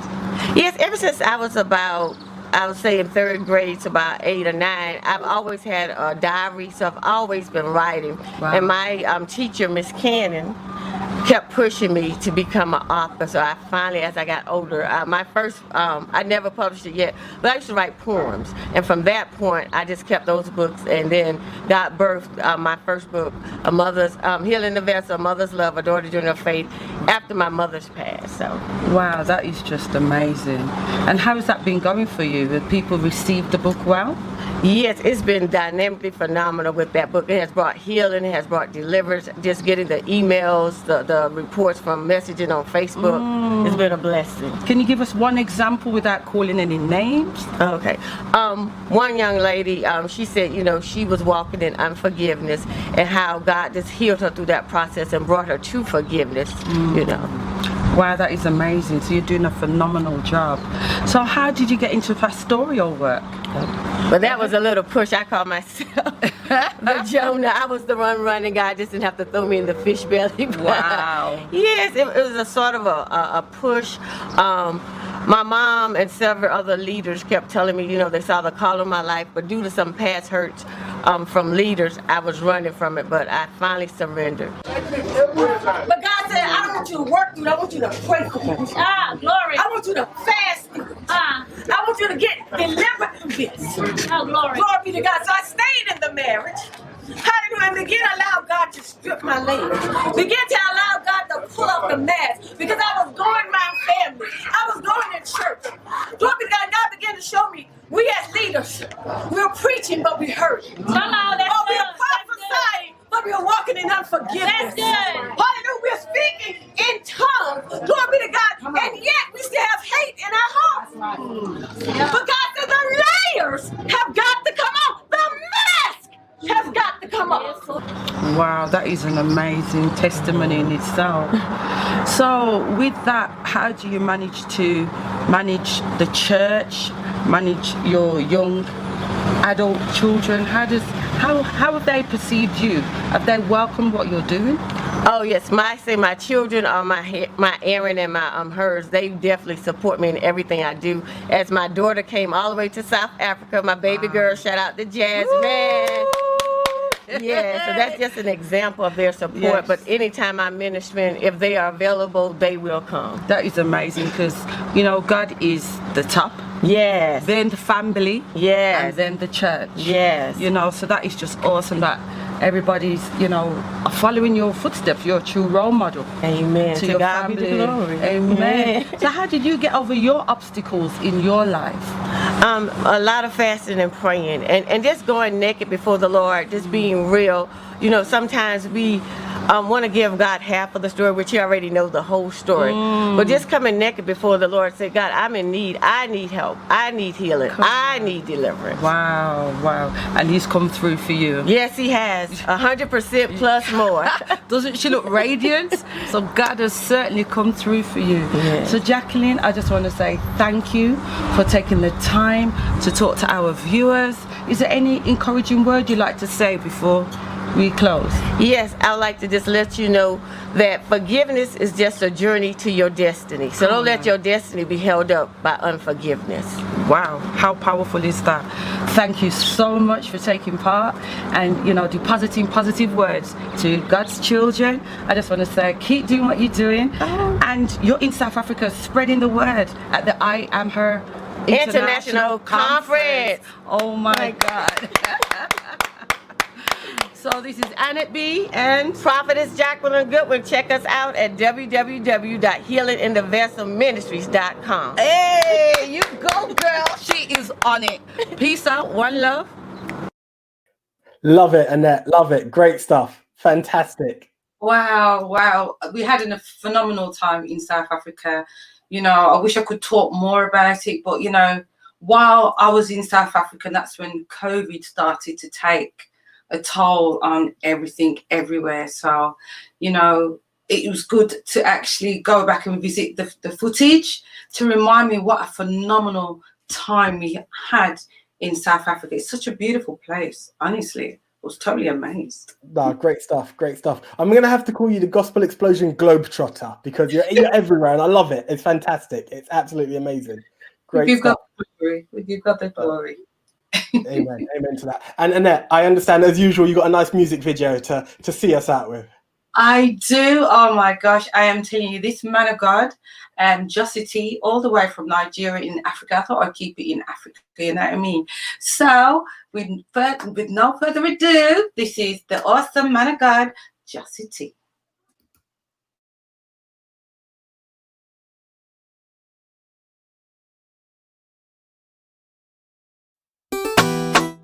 Oh yeah, now, if you're ready for this, throw your hands in the air, yeah. Increase on the beat. Everybody say, lift him higher, oh, lift him higher, everybody say, lift him higher, oh, lift him higher. My story don't turn to glory, oh. Papa say make I know the worry, oh. Now him gonna make me jolly, eh. He give me roses, everybody don't love me, eh. See, bad people, that thing say I no go make a move. But God don't tell my shame, can't give me favor, eh. See me now, increase every day, greatness all around me. My brother waiting, I go do that to lift his name high. Everybody say, lift him higher, yeah. Oh, lift him higher, yeah. Everybody say, lift him higher, yeah. Oh, lift him higher, yeah. Papa, you do me well, oh, yeah. What I for death, not before you, oh, yeah. Who I for deep, not before you, oh, yeah. Daddy, oh. Waiting I forgive, not before you, eh. From mountain to something, my glory that shiny, eh. Shiny, eh. From low to the top, eh. Papa, you too much, eh. Only one saw me, I'm all around. Everybody know they got me, I'm all alive. You ask me, I'm on the fly. What did I go do that do you more than to lift your name high? Everybody say, lift him higher, yeah. Oh, lift him higher, yeah. Everybody say, lift him higher, yeah.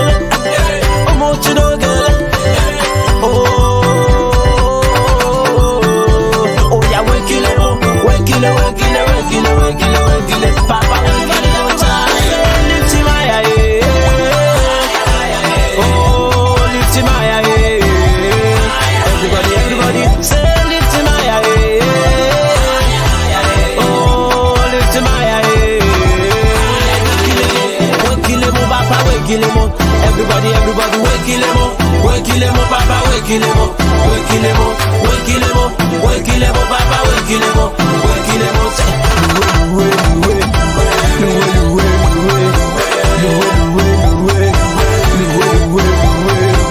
Dance, dance, dance, dance, dance, dance, dance, dance,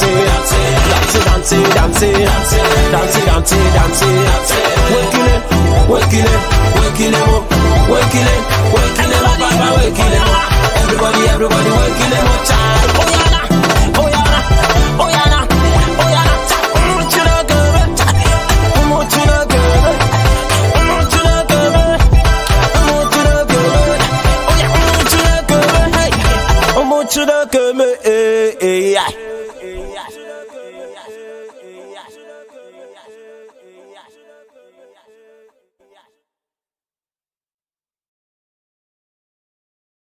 Love it, love Oh it, love my it. I love the touch on that. I love the touch on that. Do you know what? If you guys could see what I could see, and I mean, I'm not saying I wasn't, but Annette was proper giving it some. I just love music. It's a big track. I love it. I love it. Such Okay, an so Annette, Afrobeat no, going thank on. you as always. Great stuff. And if anyone wants to get in contact with you between now and next month, how can they do that? You can contact me by email at well, all the details are down there. So you can contact me on Facebook, and it be Instagram, and it be official. And also you can email me AnnetteB.music with a Z at yahoo.com. Great stuff, great stuff. Annette, it's always a pleasure seeing you. You're keeping it explosive. You're going around the world doing some great works. Do keep it up. It's always appreciated. Thank you so much. Bless you, Anthony. Peace No out. problem. Thank you so much, and catch you next month. Bye. Peace out. Bye. Okay, ladies and gentlemen, that was Annette B with the Gospel Explosion. Absolutely amazing as always. Do check her out. She's always got some fantastic stuff going on. Right, I did promise some music, and with this lovers rock feel that we had, I thought I'm going to hit you with two for you to enjoy. So first of all, this one was on the Stevie J chart show last week in at number 10. This is Chardell Roden and Could I Be the One? Enjoy.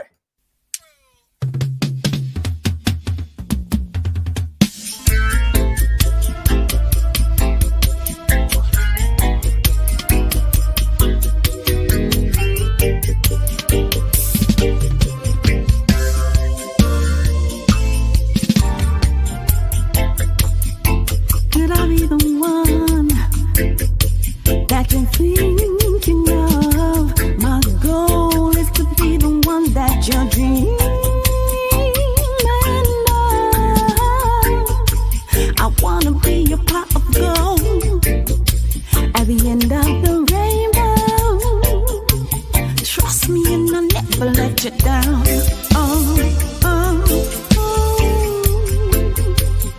Let me be with you through all your hard times.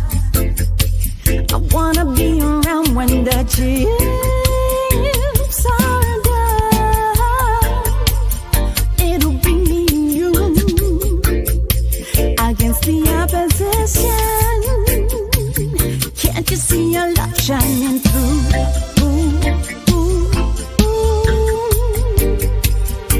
You've been to solve all my problems. You've been there to help my sorrows. I don't know what to do.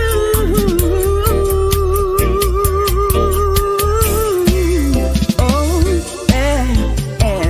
could I be the one? Trust me with your dreams.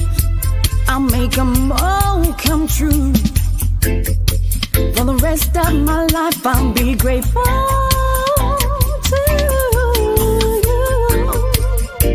Time will pass, our love will last. Spend my life cherishing you. Let me be the one. Let me be the one. And the light at the end of your rainbow. Let me be the one that you love so. Late at night, the time is right.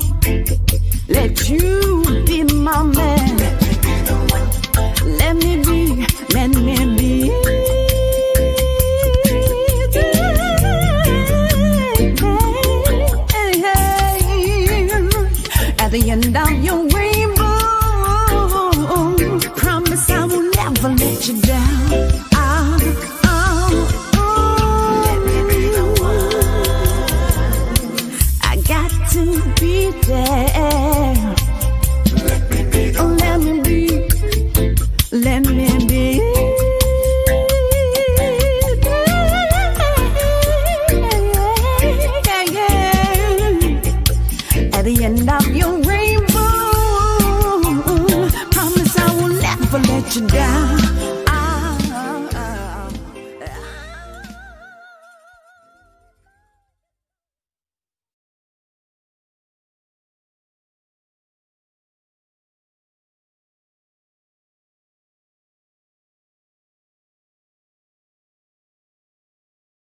Right, that was the one and only Shardell Roden, a familiar guest to the Lifestyle Show. So it's really nice to see a music video from her, and hopefully we will be having her back soon because she's always making that amazing music. So right now, ladies and gentlemen, I just want to thank you all. It's been absolutely amazing. Huge congratulations out to last week's winner for the Dalgety Teas competition. That was Natalie from South London. And now it's time to put out the question for this week. So our topic has been about Lovers Rock. It's all been about small acts. Marlon from Kush Films mentioned that tonight, Steve McQueen will have another shot to entertain us on the BBC platform. Who will the story be representing? It's a police officer. That's a bit of a clue. But who is that police officer or former police officer that will be represented on this week's edition of Small Acts? And all you have to do to enter this competition is, as the video showed, email us at lifestyleonben@hotmail.co.uk, and that fantastic Dalgety Teas hamper will be yours and on the way. Again, do send an email. Don't post a comment because others can see it and then you're reducing your chance of seeing it. And that is available whether you're watching us here on YouTube, on Facebook, or on the Sky TV platform, Ben TV, Sky Channel 458. It's on Friday 10 till 12, Monday 5 p.m. till 7 p.m. So do check us out. And again, if you would like to interact with us, Lifestyle TV Show on YouTube, Lifestyle on Ben on Facebook, Lifestyle TV Show on Instagram, and Lifestyle Show TV on the Twitter. Do get in contact. We love to hear from you because without you, there is no us. So right now, with the Lovers Rock, you know what? It's been a bit mixed, and I think the common consensus has been that when it comes to Lovers Rock, you should keep it as it is. So what better way than Louisa Marks with Keep It As It Is to close the show. Have a nice weekend. Stay safe. Stay blessed. I'm out. See ya. Bye.